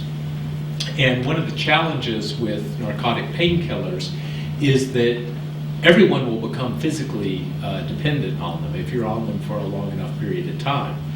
And while addiction is not a common complication, when just about everyone is getting a prescription, you're going to have a larger proportion of the population that becomes addicted. And with addiction, your life begins to change because the brain becomes rewired and things that used to matter to you don't matter anymore. The parts of our brain that are really wired for our survival, our desire to eat, our desire to reproduce, suddenly gets completely overridden with this drive to be able to get the high or to be able to just avoid being dope sick. We were talking about a little earlier, oftentimes when people are really getting into trouble, they need the drug just to feel normal because they feel so bad when they don't have it on board. Now, as we get into the late part of the first decade of this century, we then had many more people in our country, and I'll say actually in North America, it's primarily started as an issue in the US and Canada, who were struggling with addiction. It literally stole their lives away from them. Families began to fall apart. People lost their jobs. They lost their insurance. Pills were then needing to be bought on the street. And at that time, also, we began to see the influx of cheap and very pure heroin, primarily from Mexico. So changes in agricultural practices in Mexico also was a driver in this. Heroin is nothing new. It was invented in the late 19th century, in fact. I'm old enough to remember seeing a lot of heroin addicts in the 70s and 80s, really the 80s. But heroin then was expensive, and it wasn't very pure. It came out of places like Afghanistan and Turkey, came through Europe. If you remember the French Connection, the whole story with China White. And by the time it hit the streets on the east coast of the United States, sometimes it was half talcum powder. It was very impure. Whereas what was coming in, starting roughly 10 years ago, was much more pure and very cheap, and not just in the inner cities, but very low visibility dealers going into the suburbs, into the rural areas, where they were finding a very ready market because so many people had become either physically dependent or actually addicted to opioids. In the past 3 to 4 years, we have seen a very unfortunate development, and that's been the influx of fentanyl. I talked about how heroin became much cheaper. Well, fentanyl at the wholesale level is about 1/20th the cost of heroin. It's also much more powerful and much more difficult to dose correctly. And it came into, again, this ready market, and it is much more lethal. Because of how it is sometimes cut into heroin or even pressed into counterfeit pills, oftentimes users don't even realize that they're using fentanyl. So it's very dangerous. Anytime you're injecting yourself with something bought on the street, it's a game of Russian roulette. But there are more bullets in the chamber today because of the influx of fentanyl. And as we look at the data in Alaska over the past couple of years, we actually are seeing some leveling and declines in overdose deaths related to prescription opioids, and that's good news. We may even be seeing a little bit of a plateauing of heroin, but pretty much all of those gains are being erased by this influx of fentanyl that's coming in now. So there's many things that we need to do about this, but the start is that we all come together. And it's no accident that you look across this crew, and we've got a behavioral health specialist, a cop, a legislator, a chopper pilot, a doctor, and a soldier. It's like the Sitka version of the Village People. And it's no accident that we're all together because it's going to take all of us. When Congressman Hal Rogers was chair of the House Appropriations Committee. He's from eastern Kentucky, which in many ways is ground zero of this epidemic in the United States, and is still profoundly impacted by it. He made a call that this is something that requires all hands on deck, and so that's why we're here. We hope that's why you're here, and we look forward to having discussion with you. We're certainly not coming to say we have the answer, but we're here to talk about some of how we see the issue, and really want to see how you see the issue also, so that together we can come up with solutions. And one of those solutions, or those issues, is the naloxone kits. I don't know if that's what you want to talk about, Sergeant, but I'll pass the microphone on to you. Thank you. So my name is Sergeant Elijah Gutierrez. I work with the Alaska National Guard Counter Drug Support Program, and I work in civil operations. My primary motion and focus is to support local community-based organizations and coalitions, and through working with OSMAP, I'm able to do that. So the collaboration that we have together enables me to get out into communities across Alaska more than I would be able to if I was just an independent thing. And as everyone's kind of echoed here, it really needs to be a collaboration on all fronts, and everybody kind of needs to be on the same page, which is why this is fantastic that we're doing this today. Working with OSMAP, I am kind of have a couple hats on, and one of them that I do is I work with Project Hope and the Narcan distribution. And so I kind of work with different agencies across Alaska, ensure that the training is getting out and that we're getting this life-saving overdose kit into the hands of the people who need it. I work with a few other people on this project. Along with that, we also are working on a state strategic action plan, and we're going around to different communities, seeing what's happening, what the communities are already doing to help try to get everybody on the same page ultimately. And that's what I have. So from here, basically, that you to connect all of you and questions you have with the expertise assembled. So any questions to kick things off? So where do you see this fentanyl, we're seeing this fentanyl and heroin coming into Alaska? Is it the same approach that we see down south where a lot of people come from Mexico and they have all these, is it the same thing here? Or what are you guys seeing? Is how this is getting into our state? And we'll try without a microphone. If anyone can't hear, let us know. But it is a small state. There's only a number of ways to get here. We have a very small interdiction problem with the highway. We don't see much of that coming on the highway. But part of that is also, there are times we can't tell you what we don't know because we don't have the people to do it. Because the infrastructure of the state being as widespread as it is, with the number of people that we have to work it. So my group, the Statewide Drug Enforcement Unit, works with both FBI, the DEA. We actually have members of the Alaska State Troopers embedded with those guys as what they call task force officers. We work with HSI, Homeland Security, and we work with ATF. So we try to work and be collaborative with all the federal partners. But the reason we do that is because there are some things that they bring to the table when the stuff is coming from other places that we don't have access to without them. But we also try to bring to them the Alaska focus. It's two issues for us, isn't it? It's the strategic amount that we'd like to keep from coming here, but it's also the local amount that is a quality of life issues that we have to try to deal with. But both of those things create as much time, energy, money, and dangerousness for me.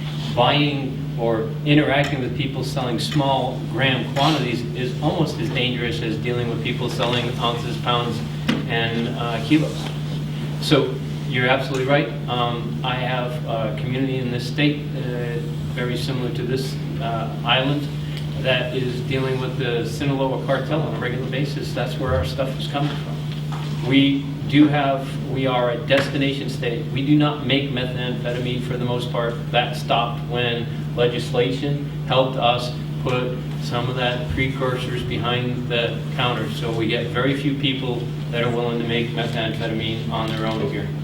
Most methamphetamine is coming from Mexico.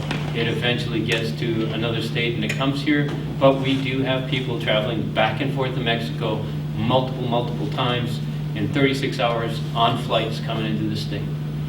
We have most of our heroin, 99.9% of our heroin coming from south of the border.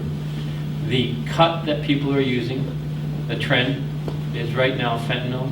It is starting to trend into carfentanil, which is a banned chemical weapon of warfare, and that is starting to be used. What's very interesting to us is it is also being cut into methamphetamine and cocaine as well.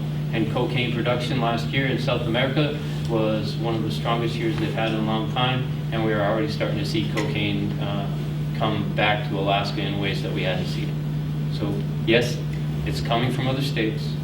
Yes, it's coming from south of the border, almost all of it, to get to those other states. And yes, we are a direct line of contact with people that realize, and I have to say this in an anecdotal form, but has anybody watched National Geographic Gangland, or anybody watched National Geographic Drugs Incorporated? On those programs, they say more times than you could shake a stick at, almost as if it is an advertisement, come to Alaska, make twice as much, 3 times as much money on the illicit substance you bring here than you can anywhere else. And it is absolutely true that people are taking advantage of our people by coming here just solely to deal drugs. Last year, 2 years ago, we just finished this case this year, where Sitka, Ketchikan, and Juneau were infiltrated by a lower 48 gang, bringing Mexican heroin, cut the price in half, threatened all the local dealers, and we're having women bring the heroin to our villages and our places and do things. The other thing you have to understand about this is, next to human trafficking, drug dealing is the most misogynistic business there is out there. And it takes all of us to pay attention and be part of what we can do to solve this problem. It is not marijuana. It is not, it's just an issue for you and your home. It is driving burglaries, it's driving assaults, it's driving car theft, it's driving a lot of ancillary crime that harms us all. And it's time that we, as a community, I develop relationships with you, you develop relationships with your community, and we say, wait a minute, that's not acceptable to us. When you ask your question, when you're thinking about, does it come over the internet? Does it come, do people carry it in, or? Well, I'm figuring people come by boat, it comes by plane, it comes by any way you get to Alaska, but I was just, wanted to see what you guys are seeing and where you're catching people. And I mean, I know that down south it's a flood that can't be stopped, because when one person is busted, another person takes their place. One person gets busted, another person takes their place. So it's like this flood coming in that you can't stop. And so. That was a question. Do we see anything coming like through the internet? So there are a number just this week, fentanyl was caught having been ordered by internet coming out of China, coming directly to Alaska, pure fentanyl. We see things like tramadol being purchased on the internet, which tramadol is abused in large amounts out in western Alaska. The mail and parcel services are big transporters of drugs into Alaska, huge transporters of Alaska. We have Alaska Airlines being one of the main routes to come in here, are huge transporters, wittingly or unwittingly. It's happening. And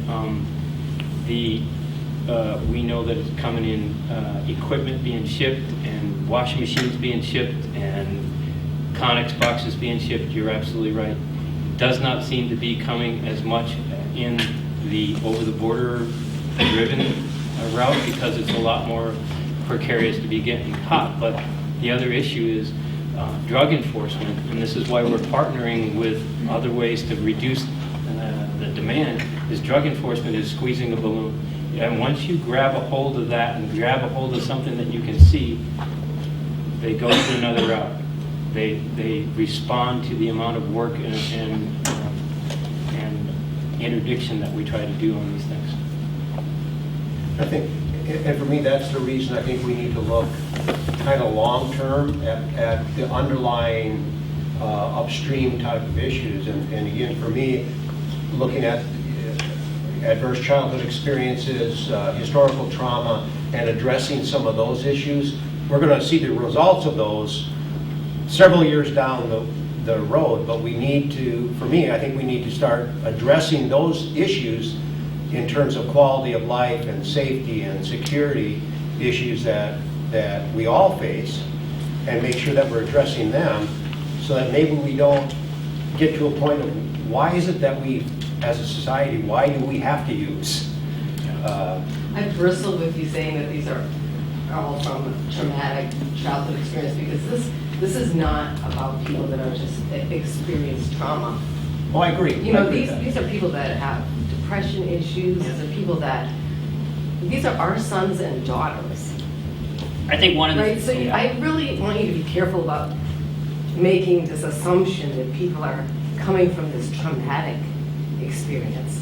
I think it's, it makes me bristle. Yeah. And I think that, we have a really terrible, in America, we have a terrible philosophy about addiction. We have a terrible shaming, very negative belief system around addiction. None of us want people to be addicted, of course, but I just have to say that it's not just people that have traumatic. Of course, we need to address as a community people that are struggling in many different ways. But I just wanted to say make that point. And I appreciate that. I appreciate that because I think there's a lot of things that pull into it. So yeah, I think what Lloyd is touching on is just a part of that demand side, because as Captain Duxbury is saying, if we just look at supply side, that's where we can arrest our way out of this, because there is such a market that as soon as you take one dealer out, there's too much profit there. There's going to be a ready supply of dealers to come in and pick up, delivering that demand. The meeting that demand, addressing the demand, I think of it, actually, adverse childhood experience is trauma. It contributes, but I think of it sort of three issues, and they're not mutually exclusive. But environment is part of it for some people. But that, as you're saying, not everyone who becomes addicted, was abused or had a rough childhood. In fact, I know a number of people in recovery said, "I came from a great family." Some people who didn't even start with prescription opioids, but for whatever reason, they experimented and got caught. Biological also. There is an association between particularly depression and other mental illnesses and higher risk of substance misuse. And also really physical illnesses. I got very interested in the number of sports figures that were dying of overdose and began to talk with some experts in traumatic brain injury and recognizing that there is also that connection to physical injury as well. And there is actually probably a genetic component also, that some families are more likely to be impacted because of something about how the brain is wired, which may be genetic, that sort of changes how you perceive the drug. Just my own observation as I talk to people when they take, say, a prescription opioid, some people say, it took away my pain, that was fine, and then it didn't hurt and I stopped taking it.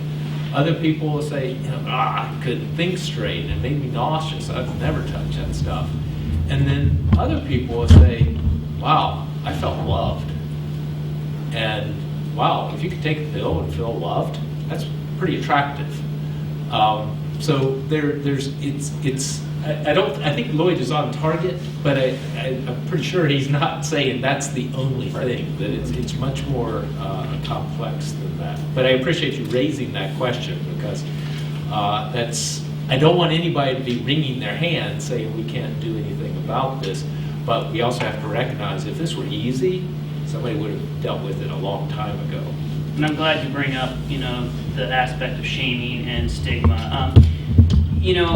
Some of my best friends in the job that I've taken in the last year, I came from an interdicted addiction background, and I had a very different approach on things. And some of the best people I've ever met in my life are people who have had an addiction problem. I can guarantee you look in this room or in your community, and it's people who you wouldn't even know they may have an addiction problem. That's what's scary about this. But I think one of the solutions potentially, obviously, it's community.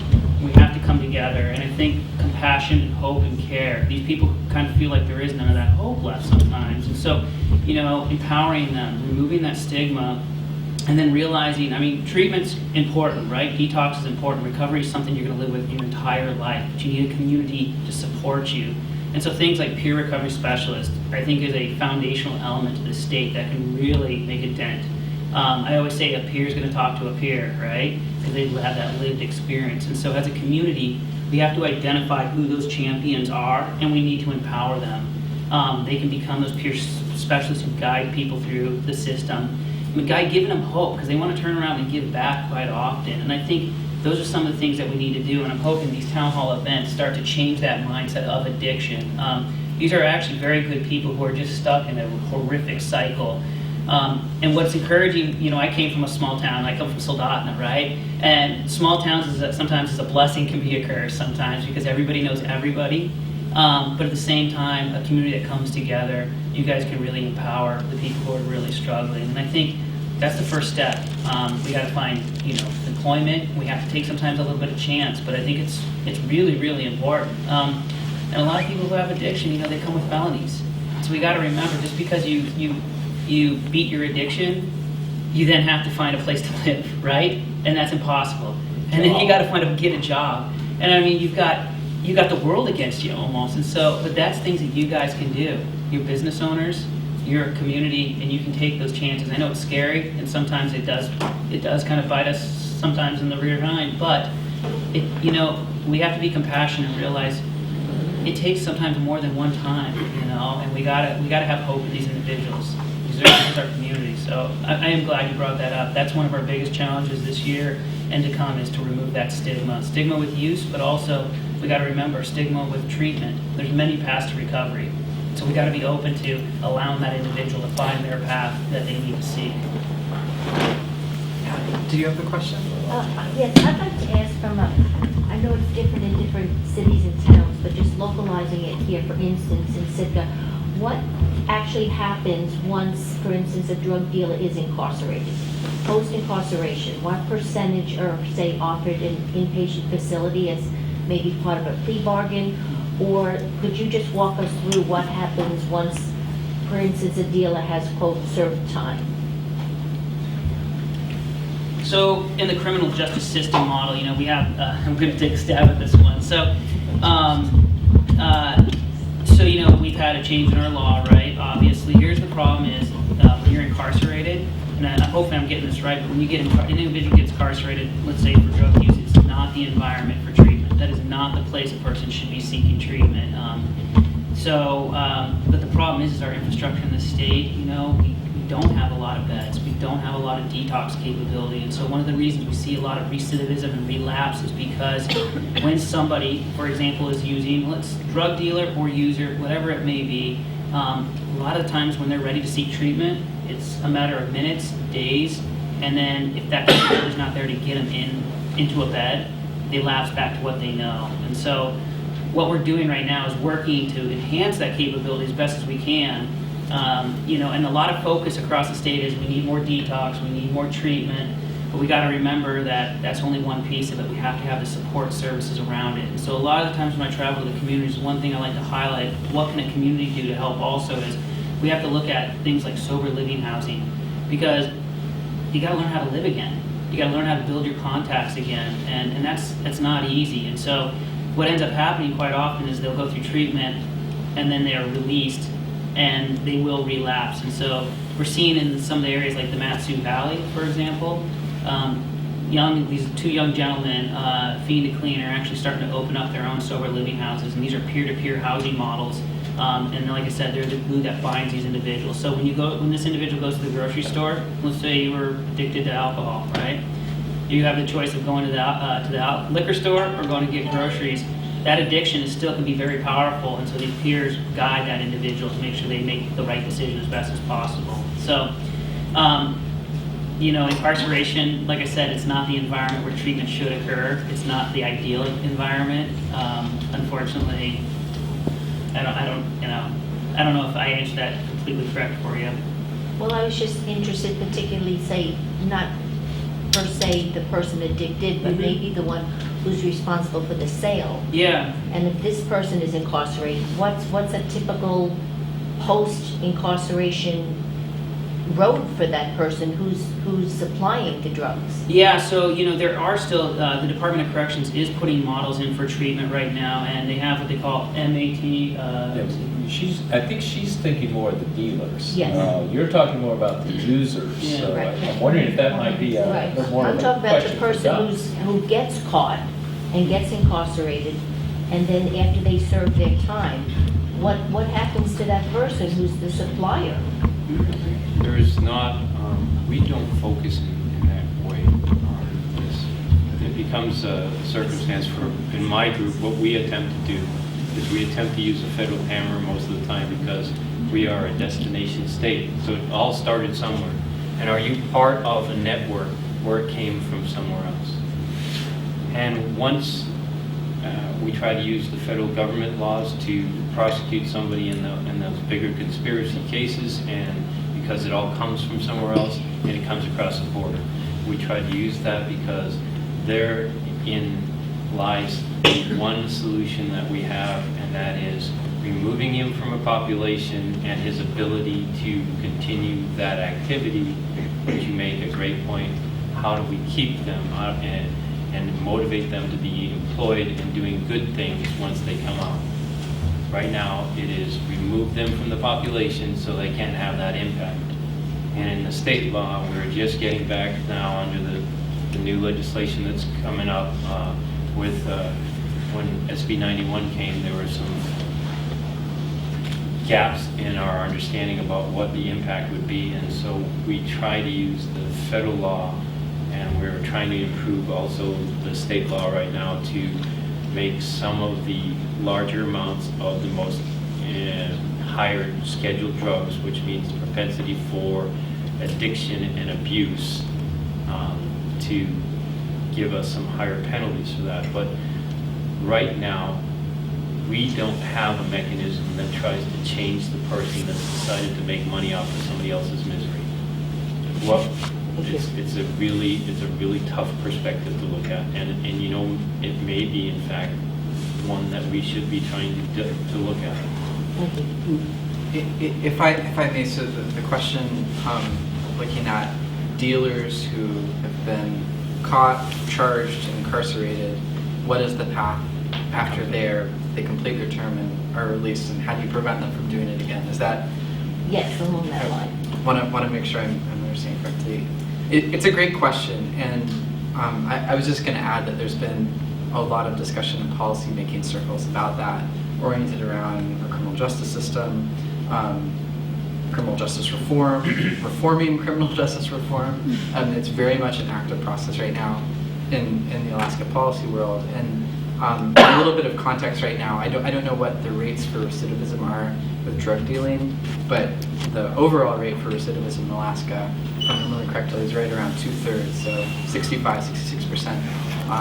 For context, elsewhere in the Western world, I think Norway, they have a recidivism rate in the 20% range, so 20% of criminals reoffend.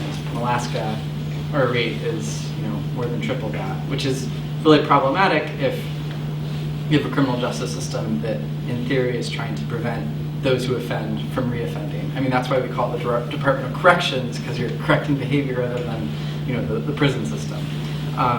But unfortunately, our system hasn't been doing that, or at least the statistics bear it out. So there are a lot of new measures being implemented in our criminal justice system that aim to sort of achieve that aspiration of correcting behavior and preventing reoffense upon release. And I just wanted to sort of, I guess the short answer to your question is we're trying to work on it, but I think it's probably fair to say that mousetrap has not yet been perfected. And I wanted to share, I guess, sort of two data points that might be relevant to speak to efforts and thinking along these lines. The first is that members from the governor's office, the commissioner of corrections for Alaska, as well as I believe a couple of his top deputies, as well as the president of the Senate, Pete Kelly, and the Speaker of the House, Bryce Edgman, traveled to Norway, I believe in Norway, or November of last year, to look at the correctional system, which has a remarkably low rate of recidivism, and went to Norway specifically to look at their model of corrections and if aspects of that system and their policy architecture could be transposed into Alaska. And that effort, we'll see what comes of it, but that I think speaks to some of the sort of comparative thinking and research happening in Alaska to try to fix a system of ours that clearly isn't working very well. The second data point I wanted to speak to is with the passage of criminal justice reform and reform, there's been a number of pieces of legislation that have gone through the process. There's a lot of funding and resources and policy oriented around what's called restorative justice, sort of these themes of redemption and rehabilitation and preventing reoffense, criminals not being criminals for the rest of their lives, but becoming productive members of society again. And there's new funding streams that have been established through this legislation oriented around trying to prevent reoffense. And a couple of examples that I can speak to is now across Alaska there are what are called reentry coalitions. And these reentry coalitions primarily exist in communities with correctional facilities. And previously, a criminal goes to jail, serves the term, and I think as Andy and Dr. Butler were speaking to, you serve your term, you get out, and you might be a felon, you don't have any social networks except for perhaps criminal social networks, you have no money, you might not have paperwork to even apply for a job, and the propensity or potential to fall back into a criminal lifestyle is so remarkably high, it's no wonder that our recidivism rate is 2/3. So these reentry coalitions, as I understand them, work with those in the correction system while they're still serving their term, and sort of they're almost like floaties in the pool as you're learning to swim. Try to connect with these people, support them, and help them re-enter society. Hence, reentry coalition to help them become productive members of society again. So this funding stream has just started. These reentry coalitions are doing their work now, and I think we hope that that will drive down the recidivism rate and prevent dealers from dealing again once they serve their terms. Sorry for the long response. The one last example, we just came back from Dillingham, and I'm a storyteller sometimes, so I'll keep it quick. But when we were in Dillingham doing this community cafe series on Wednesday, an individual came up to me who was a dealer, dealing heroin, and he was in a gang in the prison system and now has been released. And through removing stigma in that few days of meetings, he's now working with the police department there, and he's re-entering back in. And so we're kind of removing the stigma, but also giving that individual hope. And he's looking at becoming a peer specialist, which is pretty empowering. And so we've also looked with the Department of Corrections of, if we're implementing peer models here, why don't we do that within the correctional model too? So instead of waiting until an individual gets out, we're thinking a little bit farther upstream and building a community behind the walls, because that's really what it is. I had somebody when I was interviewing is, behind the walls, it's a city. So we got to keep look at our models out here and apply it to in there also. Any other questions? Yeah, Amy. With your money and the funding that you have, I know that education is a big component, and I'm wondering if you can address that. What education are you planning, and how? What ages are you talking about? Communities, kids in schools, parents? That's a great question. Thank you for bringing that up. So I'd like to start with the first example is, when do you start? That's a great question, and I think we continue to define that, but young. We need to start sooner. We used to think high school, that's too late. Now we question middle school, is that too late? I mean, for example, K-9, we just did a K-9, Governor Walker had purchased a K-9, and we did a 6th grade contest. And I think it was Ketchikan who won the contest, and the dog's name is Mocha. MOCA stands for methamphetamines, opioids, cocaine, and heroin in Alaska. That is from a 6th grade school. They're pretty sophisticated. Yeah, I mean... I don't know if I should be happy that they're that clever or worried that they do that much, but they do. So one of the things we've started with is first we need to educate, we need to provide education to our educators. So they know how to talk to students. I mean, they already know how to, but when it comes to drugs and substance misuse, that's an uncomfortable topic. So they're wanting more information. So we've partnered with the Department of Education Early Development, the Office of Substance Misuse, and we've actually created what we call an Opioids 101 course that was just released about a month ago, I want to say. This is now available to every educator in the state. I think it's also available to parents and students, and it's got 500 seats available to the general public to watch or to see this online. We've also implemented the Narcan training, and we're working with schools because we need to start looking at, if it's not opioids today, it's methamphetamine. It's always something else. So we got to educate our kids on this, but we also got to start looking a little bit broader too. So that's one of the things we're working with our PFS coalitions, our Department of Education, and our school districts.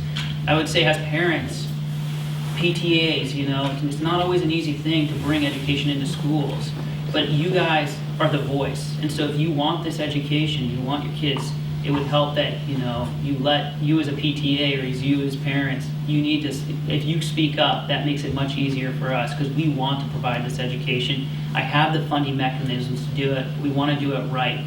Now that being said, I grew up during, you know, we always talk about the DARE campaign, and I have nothing bad to say about it, but here's what I want to figure out with our students, our kids.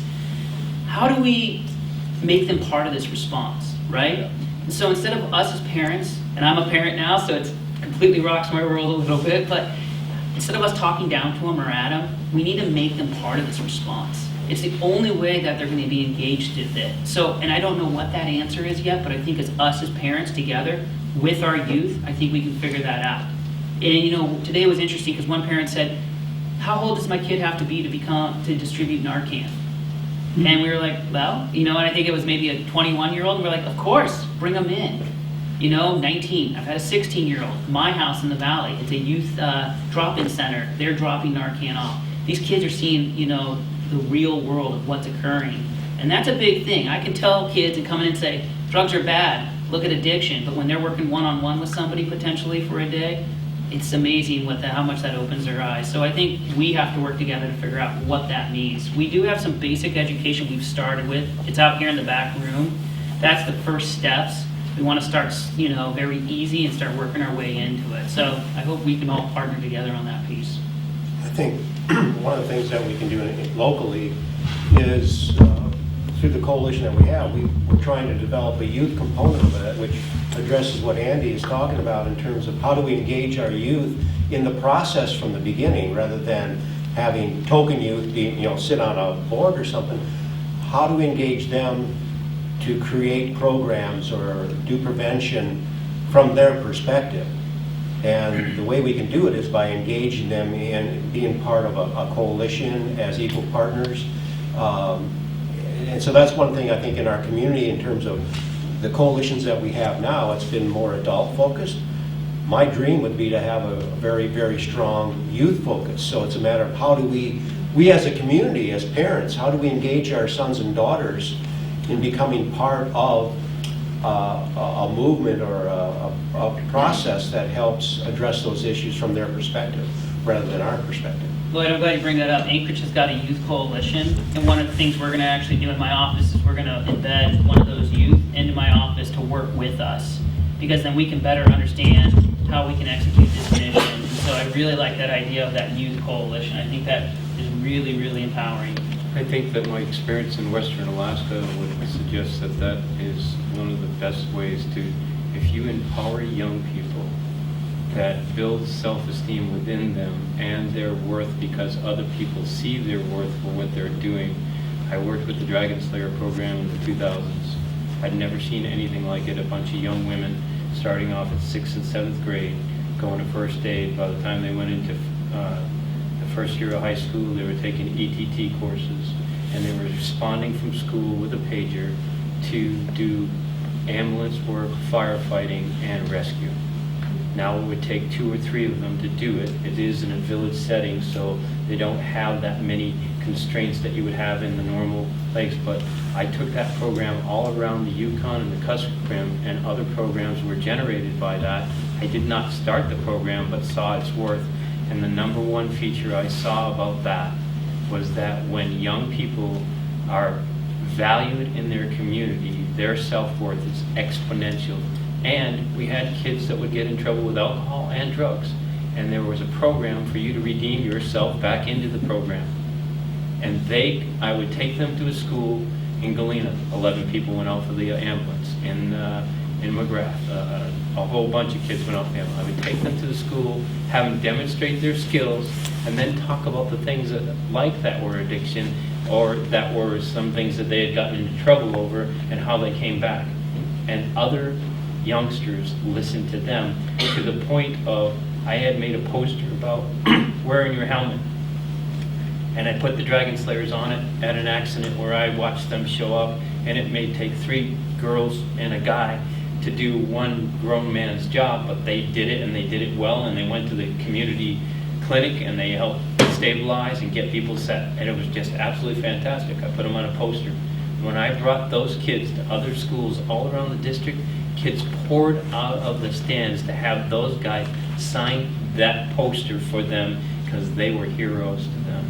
And this is an important part. There is no one thing that's going to work, but we've got to take as many aspects of this and hand it to our kids, because they know what's going on. They're seeing it in their schools. And we got to do all the programs we can.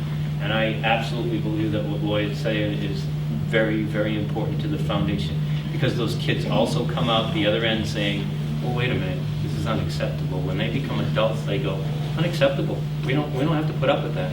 You guys stop that crap. And that's, you empower kids if you can do that with your community.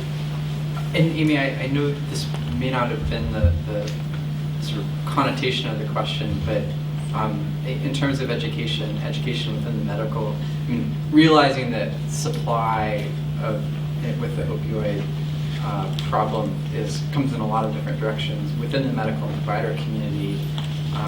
The sort of education question I know is particularly pronounced, and I was wondering, Dr. Butler, maybe if you'd be able to speak to efforts happening on that side of things. Yeah, and it's a great question. Obviously, it's a rich question because there's so many areas where we need to address. And actually, Jonathan brought up something that I wasn't even thinking of, but he's absolutely right.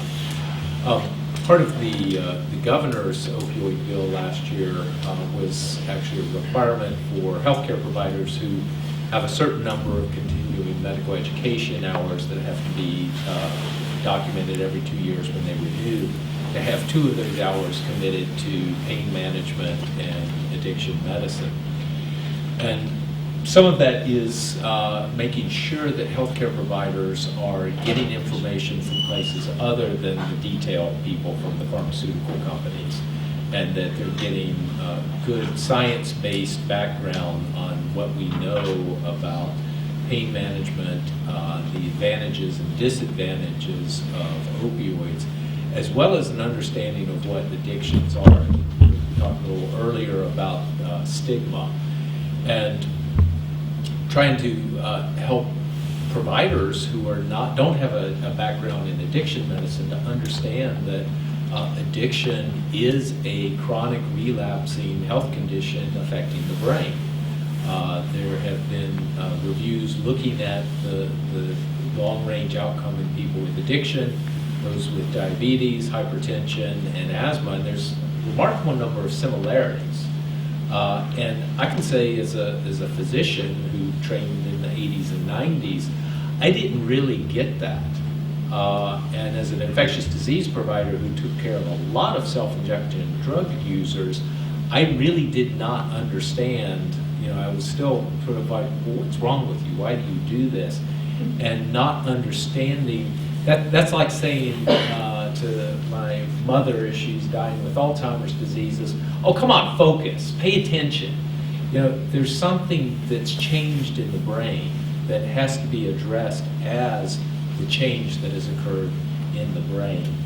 And the other thing I'll add to that in terms of providers is understanding there is recovery. Because I can tell you the call that I've never got at 3 a.m. is, oh, I just dropped into the ER because I've stayed sober and have not used in 3 weeks. No, the calls are always for the disasters, for the bad outcomes. And that also then feeds into the stigma, because I think those of us in the healthcare community only see the bad outcomes, and we lose sight of the fact that many people do get through this.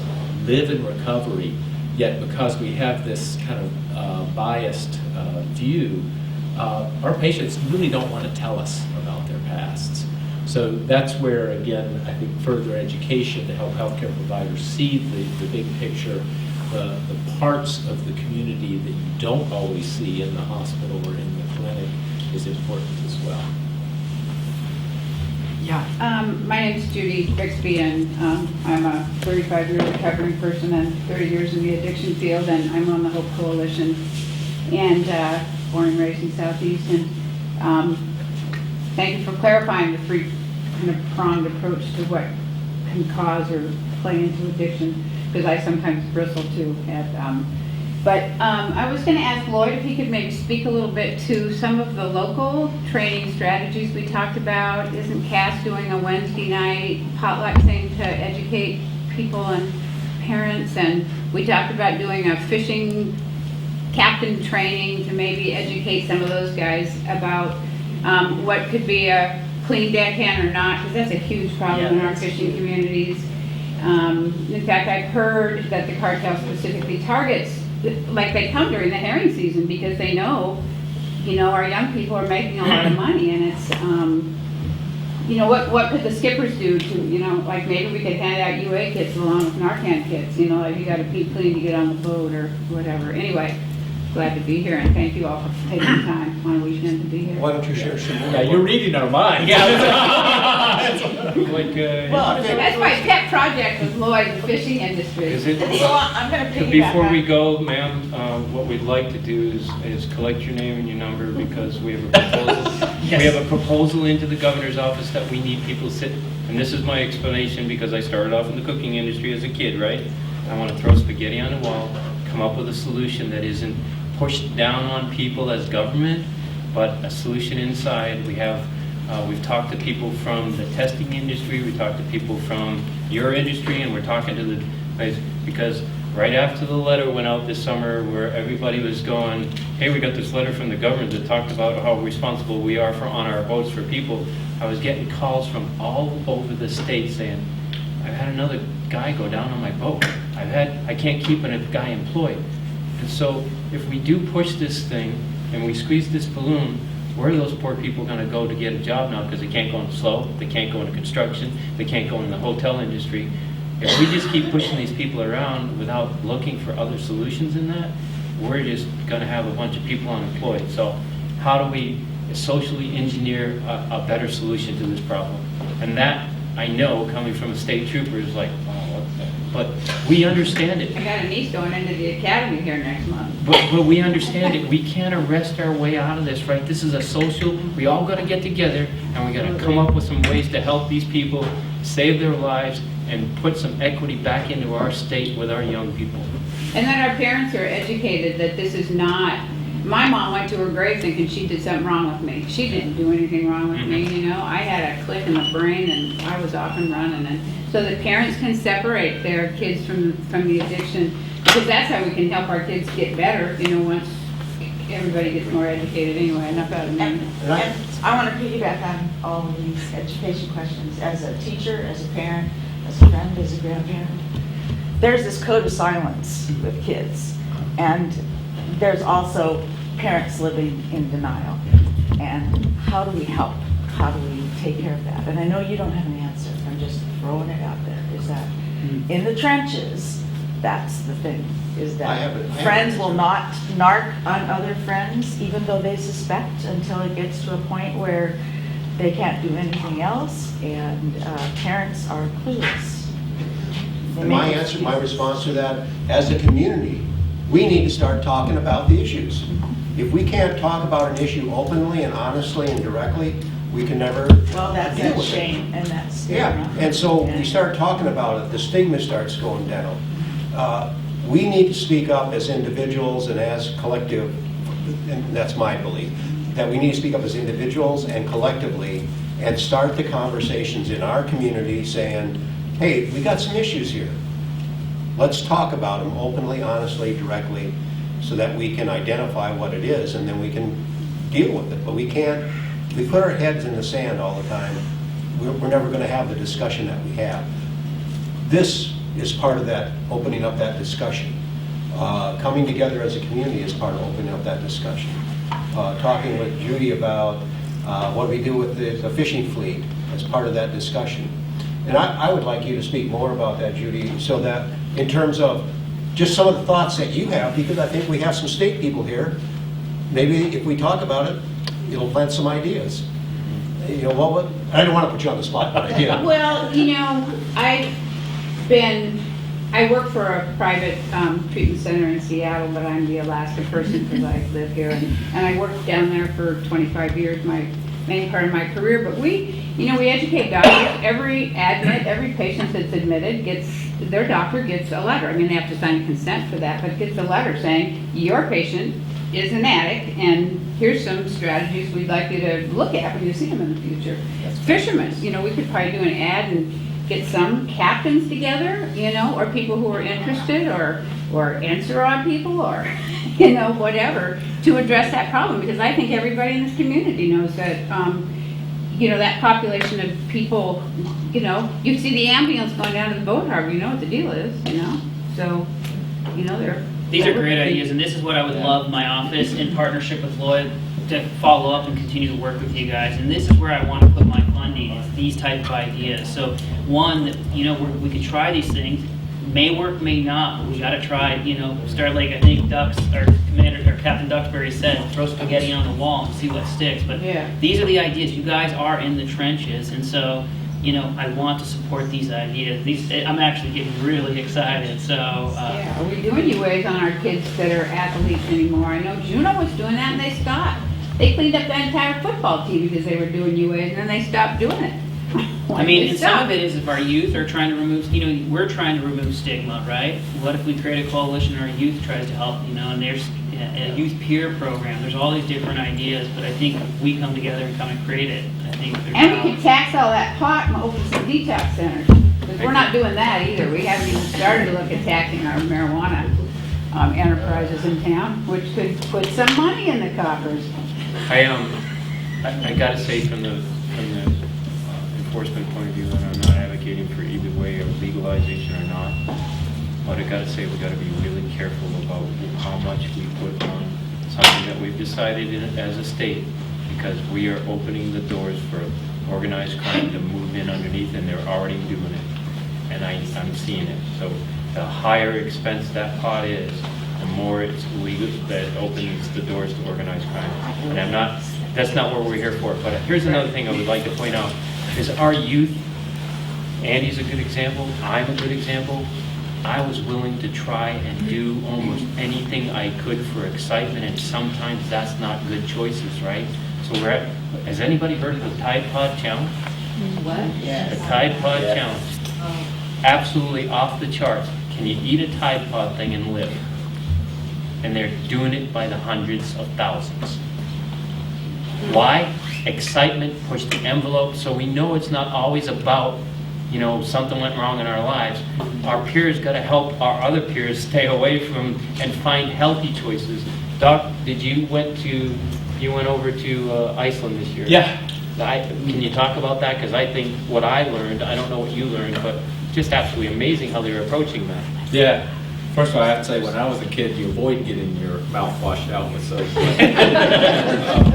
Of course, that was when Mastodon marched around. Anyway, so I don't know how many people are familiar with the experience in Iceland. There's been some coverage in the lay press in the past year or so. It's a very interesting story. In the late 90s, it was to the point where, based on some of the survey data, more than 40% of teens had been drunk in the prior month. Use of other recreational drugs were high. People didn't even go into Reykjavik sometimes because just kids were drunk everywhere. And as a country, it literally got to the point where people said, this can't go on like this. And it did require commitment of some government resources, but basically they created quite a robust infrastructure for engagement for youth. The lay press plays up the sports quite a bit, and that was part of it. But it's more than just that. It also engaged with parents in terms of how do you, as one observer said, administer a dose of vitamin no, and make it even more than no, you can't go out with your friends at 11:30 at night, but also changing nationally the curfew laws and enforcing the curfew laws so that police, if there was a teen out, wasn't just, you need to go home. They took them in the car and they drove them home and knocked on the door, got the parents up and said,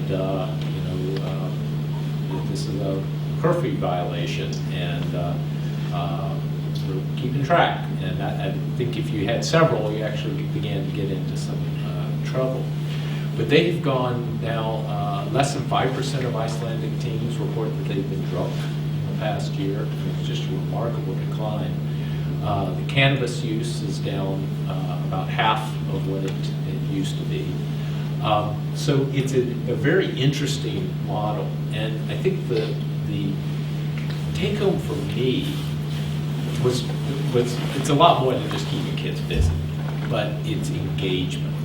And in Alaska, when we look at some of our youth risk behavior survey data, just looking at who are the kids that experiment with cannabis, the protective factors are things like having more adults in your life that care about you, the kids who report that teachers care about them, and also the kids who are involved in after-school activities.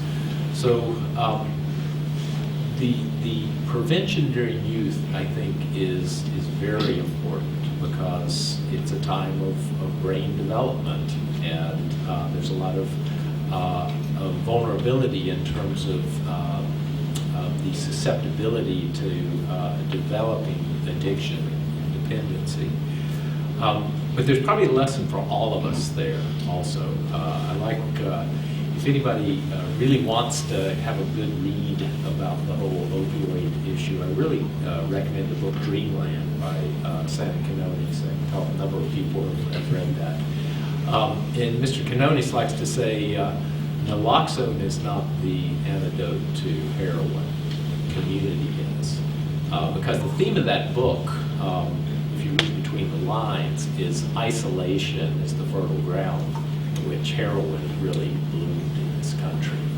So it's it was very interesting visiting Iceland. I think if you were just walked in there today and didn't know any better, you wouldn't know anything's different than it's ever been. But we were fortunate to be able to connect with some of the people at the universities in Reykjavik as well as the health department and learn some of that history and just how much has changed over the past 20 years there. So we're certainly very interested in that. We're actually, can I talk about a bill? Okay, we actually have a bill that would direct some of the funding from the marijuana tax towards prevention and education programs, ideally including after-school programs as well, to see what we can maybe learn from that model. My name's Jen. I'm actually a marriage and family therapist, newly graduated, so I've been doing a bunch of research and have a bunch of neurobiology sort of under my belt these days.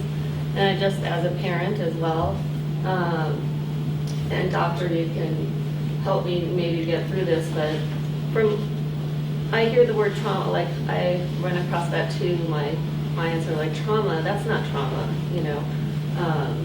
Especially I think as we get older and don't think what our kids are experiencing is trauma, but from a brain level, your brain or your nervous system exists either in stress or relaxed. It's a binary system. So stress these days for kids is produced by watching tons of all these videos. I mean, trauma can be vicarious, so you can watch a video. I mean, you can watch, I don't even know what the criminal shows are, but I know lots of people watch them. But you can watch those and your brain will think it will process that as threat. So trauma is really just threat to your being. 98% of what your brain perceives as threat is relational. So that means it's not from an accident happening, it's from dad yelling at me, you know, just or that person didn't like me. It's depending how sensitive you are, that is the threat. So the only way and when you're in threat, you live in your amygdala, so the back of your brain. The only way, when you're relaxed, you have access to your prefrontal cortex, which doesn't actually fully form until you're 24 years old. So you're asking a lot of a teenager, but the prefrontal cortex is what gives us reason, like, oh, maybe I shouldn't do that. Or that's a bad idea. But if we're in threat and we're living in the back of our brain, then we're not using our prefrontal cortex. So the idea, and what I hope to also do, is sort of spread the word that ideally we want our kids and us to be able to relax on demand. And if we relax on demand, we engage that prefrontal cortex. The interesting thing about drugs and alcohol, right? If you're in the stressed and the relaxed, drugs and alcohol, automatic stress. You have no chance to engage your prefrontal cortex. So when you have somebody using, and you're like, why would they do that? Why would they do that? They do have no meaning making whatsoever available in their brain. So I don't know, it just, like that helps me understand like why I don't always make the best decisions, and I don't know, I'm hoping some brain, because and please don't go off of my word, Dan Siegel, great guy out of UCLA, Bessel van der Kolk is doing trauma work. I like using the trauma work because it's like, hey, this is stuff we need to pay attention to, and it's all subjective. So anyway, there's my little speech. Sorry. Yeah, maybe I could just add, what we're talking about really is resiliency too, because we all know those amazing people that somehow have avoided going down that road, even though they may have an ACE score of 9 out of 10. People sometimes come through horrible traumas and they're very successful. And I think we're still just beginning to understand not only how to mitigate trauma, but how do we build resiliency as well. Well, just a comment with that. Yeah, and I was just going to say, in terms of process, maybe one or two questions or comments, and I also think there might be a lot of value in just sort of being able to mingle in one-on-one conversations too. So if that sounds good to everyone, one or two questions and comments more. Okay, go ahead. Or is there someone on this side of the room? Oh, I see a hand in the back. What is keeping our society from having more residential treatment programs, more beds in those programs, more accessible, more access to intensive outpatient programs? As a retired physician, when someone comes to the ER, someone comes to my office, they have an addiction problem, whether it's alcohol, opioids, whatever. They actually want help. They'd like to change. They're at a moment where they are ready to try to change. What can be offered them? Actually, very little from what I saw. So I don't know if this panel agrees with that, and I don't know what can be done about it. I think it takes money. I can certainly start in terms of boy, I've been there, and that was only 4 years ago, sitting across from a self-injection opioid user that was clearly ready for recovery. I didn't know what to do because I didn't know where to send them. I didn't have the skills for how to manage that. I am encouraged, even though we still have this terrific deficit in terms of availability of either beds or, as I say, chairs, because not everything needs to be residential or inpatient. We are making progress in terms of even the clinic I was working in now has an addiction psychiatrist. It would have been great to have had it. And I'm actually ex-waiver now. I can prescribe buprenorphine, for instance, if I was seeing patients. And more emergency room physicians are getting some of that training also. But it's more than just handing out medication-assisted therapy. We haven't really talked much about that. I think sometimes, particularly those of us who are trained as physicians, we put a lot of emphasis on the M, the medication, but you sort of lose the track of the fact that that is to assist the therapy, which is critically important also. And it's not just behavioral health therapy, but also the social structures and addressing some of those bigger issues. There have been some new grants that have become available. Again, sorry if I'm getting a little political, but Medicaid expansion has increased availability as well because some people that have not had any other opportunity for insurance. And at the national level, one development that I think is very encouraging is really defining what are some of the principles for good care. Because if you're a family member and have someone in your family who's addicted, you can easily go broke on ineffective treatments. I think it was kind of heartbreaking to hear the story of someone who had lost their son after his 5th trip to rehab. The first visit was partially covered by insurance, but he still had to pay $20,000 out of pocket. The return trips were no longer covered. Ultimately lost about $150,000, lost his son. And when asked, well, was there a trial of Suboxone, for instance? And the father said, what's that?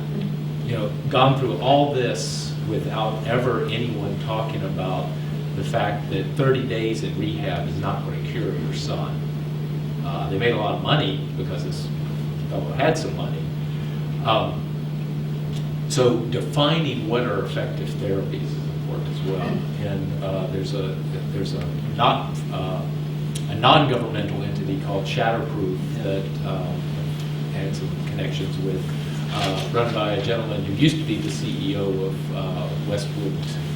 Starwood Resorts, the Westin hotel chain. Lost his son to addiction and has taken a lot of interest in that. And given his kind of power as a former CEO, he's been able to pull together the CEOs of the 15 largest insurers in the country, representing about 250 million covered lives, who've signed on to these principles. And so that's where I think we begin to change it, because a couple of years ago, if you'd asked that question, I usually heard a cash register in the back of my head was, well, there's no money to be made in this.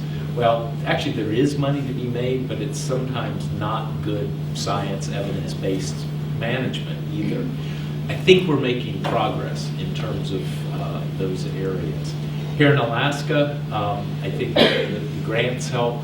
We have, of course, challenges with access to just any kind of care in some parts of the state.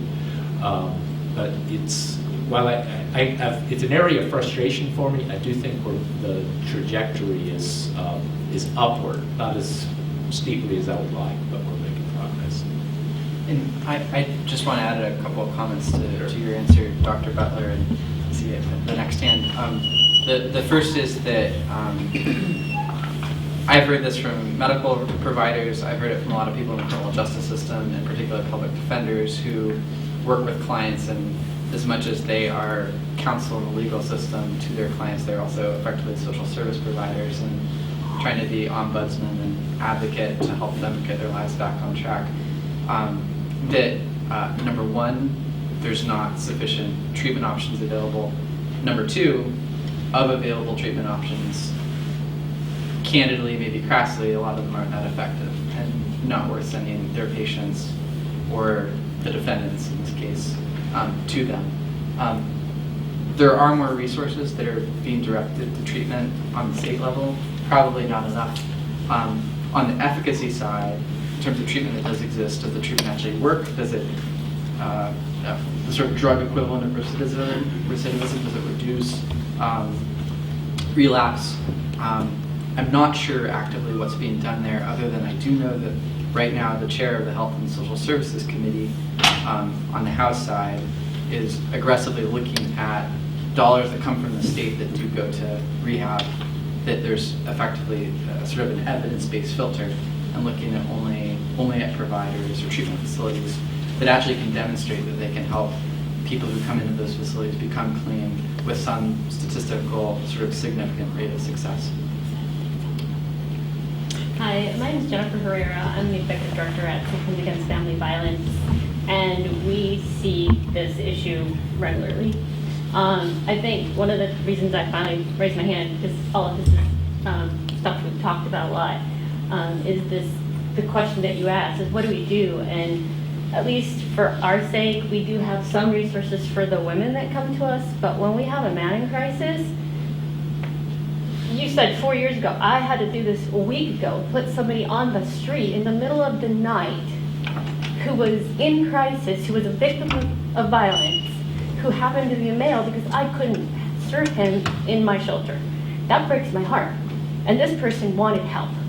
So it's like, what do we do in those moments when it's 10 o'clock at night and we have a person who's begging for help and we can't provide it?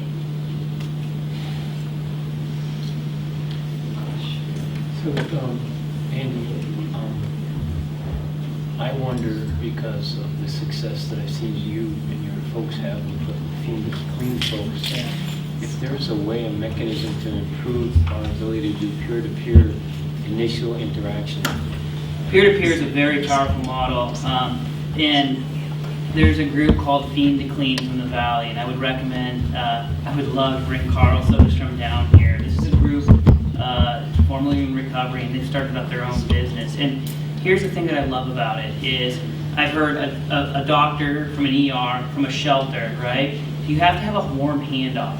So the worst thing that we have seen in the Mat-Su Valley, and it's all around the state, is somebody comes into the ER who is, who's either withdrawing from opioids or who is overdosed, right? But the beds may be full from people who are, with alcohol symptoms, right? And so you got to put them back on the street. And what does that occur? They go right back to their habits. So what this group has done as a grassroots is they've started their own nonprofit. And any time of the night, these peers are called and they come to the ER and they're that guardian angel and they actually take that person to their house or now their sober living homes. And what they'll do is instead of them being on the street, they start to find them services. And here's the thing. Sometimes we think of services just in our community, but here's what these guys do.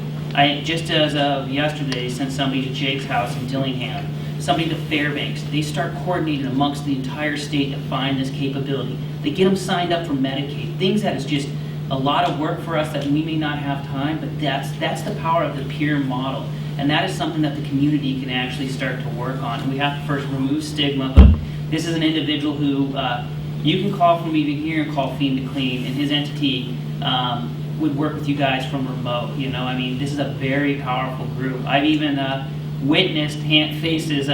We've driven individuals up to Fairbanks in the middle of the night. And these are things where they can only bill Medicaid for the trip up, and then they're eating the cost for the trip back because the passion's there. They want to help people. And I think that's some of the solution. We have to think outside of the box of one, they're doing this voluntarily for a long time, but now how do we fund them? And some of the things that we're starting to look at in our office is reaching out to places like the hospitals and saying, hey, if you put a little bit of money investment in this peer model right here, maybe pay contract or pay on the hour for these guys when you call, here's what's going to benefit you. That individual who continues to come in who may be an IV drug user, what does that cost you? Let's say $200,000 a trip, just making a number up depending on what it is.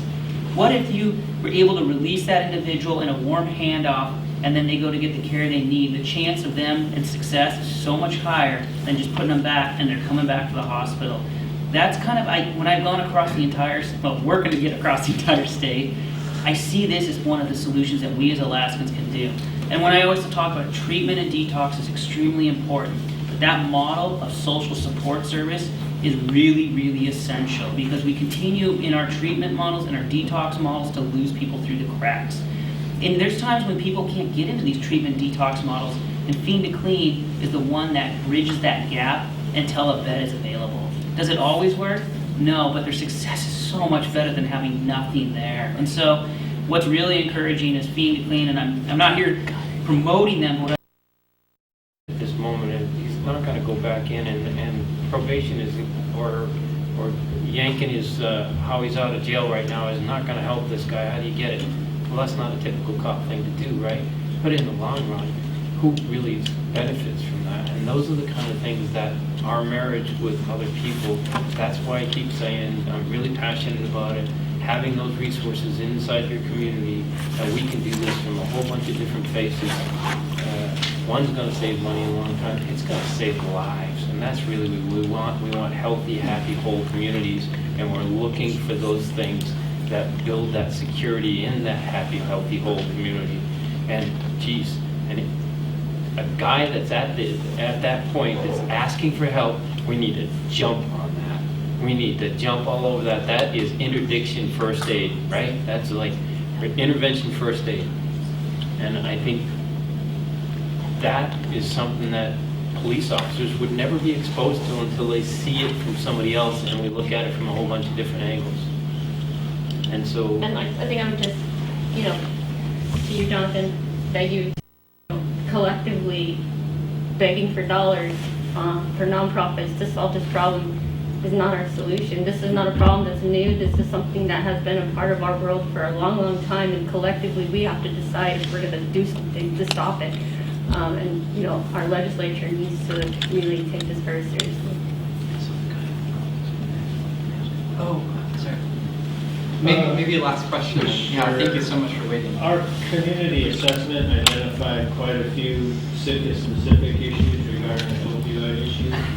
And I won't go into the litany of them, but a couple of them that I think are important for what we were just talking about.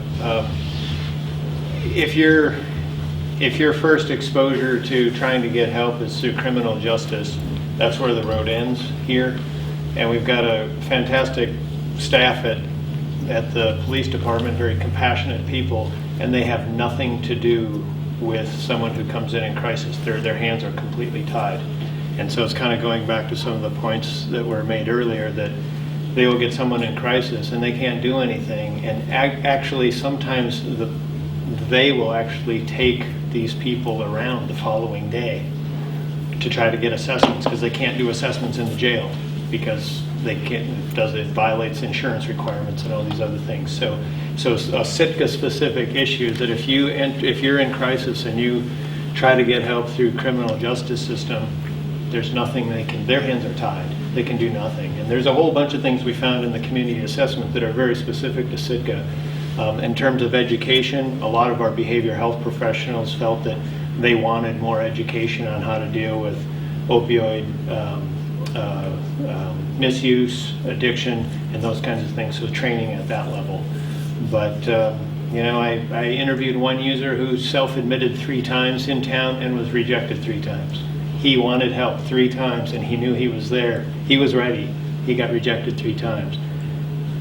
A great young guy, just very articulate, smart, has made some decisions that haven't helped him out at all, but partly influenced by a pretty tough childhood. But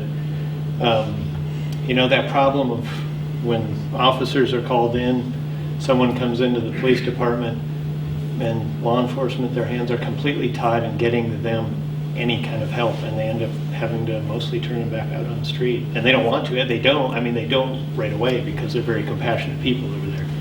But it is something that funding, that procedural stream, all those things have to come together, because it's part of the solution as well. I want to thank you for bringing that up. So one thing I want to highlight to the group is the state response, OSMAP, I would just say all state agencies. We're traveling across the state right now. We were in Dillingham, we talked about the strategic opioid action response plan. But what we're trying to do is we're building a plan from the ground up.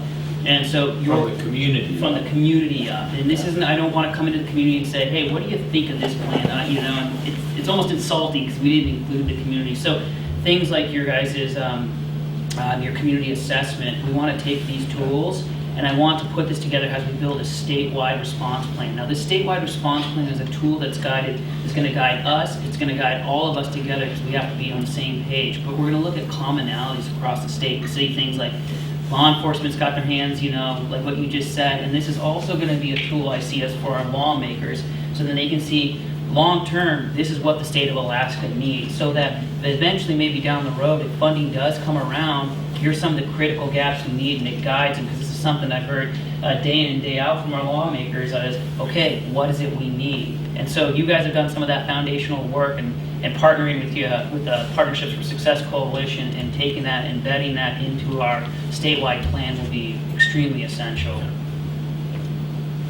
I'd like to thank all of you for coming out, and all of us here, of course, free for over coffee or chocolate, further questions and conversations. But thank you, Sergeant Contreras, Dr. Butler, Andy, Captain Dr. Lloyd, and hopefully the beginning of a lot of conversations. And I can just say, coming out of Fewsburg or Prince of Wales, a lot of the connections made, Andy and Dr. Butler being there, have continued through present over the last month and a half. So hopefully these connections today, this weekend, carry forward in the months.